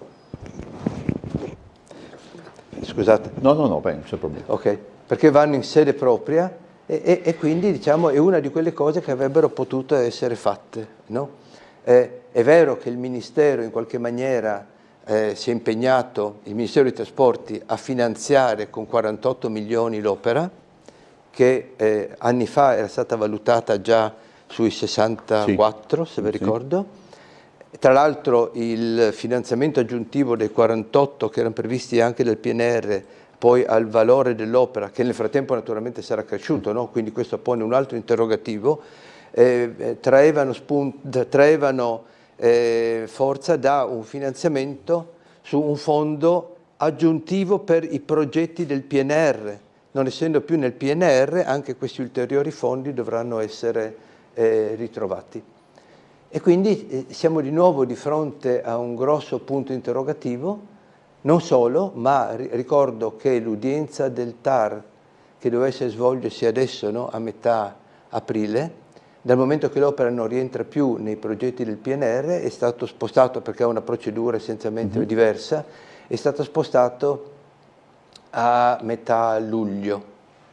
C'è la possibilità poi che a metà luglio non vada neppure, perché dal momento che anche il Ministero in qualche maniera ha deciso di partecipare come controparte a questo ricorso, c'è la possibilità che venga addirittura slittata, e a fronte della cautela che bisognerebbe avere, no, per un'opera che in qualche maniera potrebbe essere nuovamente ribloccata, annullando tutta una sequenza di atti a partire da quelli del maggio-giugno del 2023, ci dovrebbe essere più cautela, e invece da quanto ho sentito dire sembra che il Comune voglia procedere molto spedito verso l'approvazione della variante al piano regolatore del porto, che è l'elemento che manca per poter dar l'avvio alla nuova fase di valutazione del progetto. Quindi la persona che molto cortesemente ha chiamato, no, dicendo ci vorrebbe più cautela, bisognerebbe che le persone si sentano responsabilizzate a fare delle scelte,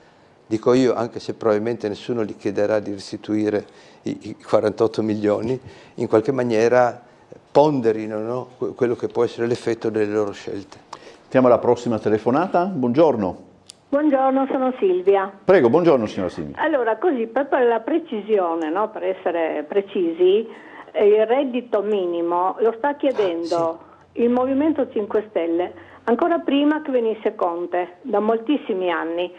Ma perché? Il signore che ha chiamato prima, che probabilmente ha una certa età, perché come la mia più o meno, dovrebbe ricordarsi che all'epoca c'erano i sindacati, c'erano tantissimi scioperi e i contratti di lavoro venivano aggiornati per tanti anni. Poi c'è stato un blackout totale, i sindacati gli hanno tagliato le gambe praticamente, hanno dato importanza ai sindacati che contano 10 iscritti e possono firmare tranquillamente qualunque contratto. I lavoratori sono precari e quindi deboli, una forza molto debole, non hanno il potere contrattuale come ce l'avevano prima. Ma prima io mi ricordo, perché non vivevo di rendita, vivevo di lavoro, marito, figli, eccetera, e mi ricordo che gli stipendi venivano bene o male aggiornati, ma bene anche, non come adesso 1 euro, 2 euro, 3 euro, prendere in giro la gente. Quindi in questo momento, ma non in questo momento, ormai da tanti anni, c'è la forza del Movimento 5 Stelle, che piaccia o no, io non faccio propaganda a nessuno, hanno chiesto perché è necessario, perché non c'è più una contrattazione tra lavoratori e datori di lavoro, non c'è più un equilibrio tra le due forze, e quindi ci deve essere una legge dall'alto, dal governo, che stabilisca un minimo, perché siamo ridotti alla fame, perché un sindacato di 10 iscritti ha firmato un contratto di 5,90 euro all'ora per i metronotte, per fare un esempio.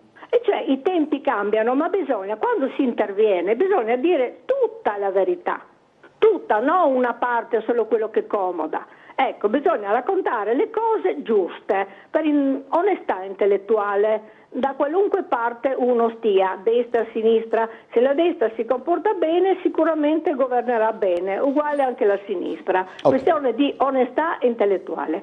E un'altra cosa, mancano progetti, non si sa dove andiamo a finire. Io non so, la mia Trieste, dove va a finire. Perché nel passato remoto ci sono state cattedrali nel deserto, fatte, mangiati i soldi e lasciate lì. Perché? Perché mancava un progetto della società, mancava un progetto dei nostri amministratori, diciamo, ecco, dei vari governi. E adesso è ancora peggio di prima. È terribile trovarsi così. Io non lo so, i giovani andranno tutti via probabilmente. Questa cabina via porterà i vecchietti, me compresa, su e giù per vedere il panorama dei giardini, delle ville che ci sono sotto. Non lo so, ecco. Sono veramente, io, non so cosa dire, guarda, solo male però, ecco. Grazie, buongiorno. Grazie signora Silvia. Posso commentare? Come no? Se posso darle del tu, visto che ha detto di essere una vecchietta e io lo sono, la signora sarà più giovane, insomma mi permetto di darle del tu e dirle brava Silvia, è riuscita nella domanda a chiarire qual è il problema, no? Anzi io ho 2 figli, tutti e 2 hanno dovuto per trovare lavoro andare all'estero, sono tutti e 2 a Londra, mia figlia adesso che lavora come cuoca per un periodo è stata protetta perché veniva pagata con il minimo previsto a Londra. A un certo momento hanno aumentato, non c'è il meccanismo della scala mobile, ma rivedono di tanto in tanto anche il valore minimo orario e ha avuto questo piccolo aumento perché c'è stato un riallineamento. No? La signora ha totalmente ragione e anch'io continuo a non capire perché, diciamo, mentre non solo i 5 Stelle, ma direi tutti i partiti, no, che si collocano in questo momento all'opposizione sono favorevoli che venga fissato un valore minimo orario, apparentemente, da quanto ho capito io, molti dei partiti di governo, e quindi tra virgolette la destra, centrodestra, sono contrari. Non riesco a capire perché siano contrari. Una volta lo erano anche alcuni sindacati che volevano viceversa dare più forza alla contrattazione, però nel momento in cui si vede che in realtà si va avanti con contratti a termine, giovani che prendono contratti da 1 anno, poi rientrano al lavoro, bla bla bla bla, no? Tra l'altro, ecco, una cosa molto interessante, so che oggi c'è un articolo sulla Stampa il quale ha fatto un fact-checking sulle dichiarazioni del governo del 1 milione di nuovi posti di lavoro e hanno dimostrato con i dati ufficiali che questa è una grande, grande bugia. Una grande bugia. La grande bugia era anche uno degli slogan per quanto riguardava l'Obovia. Comunque la signora ha centrato e ha detto delle cose più che giuste. Allora, c'è questa mail, peccato che abbiamo poco tempo, ma comunque io la leggo. Dunque, il blackout in Spagna dimostra come guardiamo il dito che indica la luna. La colpa non è del mix di produzione di energia, la colpa non è delle rinnovabili. La fragilità della rete, perché non si è pensato di renderla sicura e moderna con investimenti adeguati, è un errore madornale. In Italia Terna, gestione della rete elettrica, negli ultimi anni ha investito miliardi in impianti di produzione, ma potenzialmente abbiamo lo stesso problema della Spagna. Posso? Perché è veramente un'osservazione molto, molto acuta e la mia paura evidentemente è che i contrari a quello che è la decarbonizzazione o il partito che si ostina a non credere che ci sia riscaldamento globale, la mia paura è che si basi su questa notizia, sull'interpretazione di quello che è successo in Spagna per dire vedete non bisogna procedere con il Green Deal eccetera eccetera. Io in realtà, diciamo, prima di fare il pensionato felice ho lavorato proprio in un ente di ricerca e mi occupavo di riduzione delle emissioni di CO2 e quindi di energia rinnovabile ed è vero quanto ha detto la persona che ha chiamato. Il problema non è stato il fatto di avere molte rinnovabili, ma di aver fatto molte rinnovabili senza adeguare la rete. Le rinnovabili, si sa, non sono, diciamo, come le centrali a gas, per esempio, non sono flessibili, quando c'è molto sole danno molta energia, e quindi o si trova modo di stoccarla in qualche maniera per i momenti in cui c'è meno sole o meno vento, oppure c'è un sovraccarico della rete. Bisogna ricordare che la rete, per funzionare in tutti i paesi, deve bilanciare sempre la produzione con quello che è l'utilizzo, no? Ecco, a riguardo faccio solamente un commento che può legare le rinnovabili anche ad un'altra grossa idea, che è quella dell'utilizzo dell'idrogeno. L'idrogeno non è l'idrogeno verde, per essere prodotto deve essere prodotto con degli elettrolizzatori, cioè attraverso l'elettrolisi, alimentati con una forte quantità di corrente, e se la corrente dà energia rinnovabile, ecco, si potrebbe in qualche maniera, oltre a bilanciare tecnicamente la rete, utilizzare un surplus quando si verifica per alimentare appunto degli impianti di elettrolisi per produrre l'idrogeno. L'idrogeno stesso, una volta prodotto, può anche essere utilizzato come polmone, perché l'idrogeno può essere stoccato sottoterra in formazioni geologiche profonde, e questo argomento è stato studiato negli ultimi anni da un network europeo, perché già lo si fa, si può utilizzare il sottosuolo per stoccare l'idrogeno prodotto con energia rinnovabile in eccesso. Viene già fatto in alcuni paesi come l'Olanda e la Germania, ma la cosa interessante è che l'OGS di Trieste, l'istituto dove io lavoravo, è stato membro di questa grande ricerca europea. Quindi ancora una volta ritorna fuori il fatto che Trieste è molto ricca di competenze, di centri di ricerca che dovrebbero essere sentiti quando ci si lancia su grandi cose, come per esempio cercare di portare innovazione anche nel Porto Vecchio, cosa che ahimè mi sembra non stia succedendo, ma che invece varrebbe la pena per non trasformare un'area, per far sì che un'area come quella diventi un motore, questo sì, della Trieste del futuro e non solamente un grande investimento immobiliare. Allora, grazie a Sergio Persoglia, coordinatore Forum Ambiente e Scienza del Partito Democratico. Noi chiudiamo questa puntata di Sveglia Trieste ricordandovi gli appuntamenti delle 17:55 con Trieste in diretta e poi alle 21:10 circa con Ring. Gli ospiti saranno Barbara Odorico di Forza Italia, Arturo Governa di Azione, Francesco Russo del Partito Democratico, Gabriele Cinquepalmi di Fratelli d'Italia. Poi rapine e furti, come difendersi. C'è un'intervista con Vincenzo Settimo, imprenditore, e poi anche insomma, si parla ancora di cronaca. Grazie ancora a Persoglia, grazie ai telespettatori, buona giornata, a più tardi.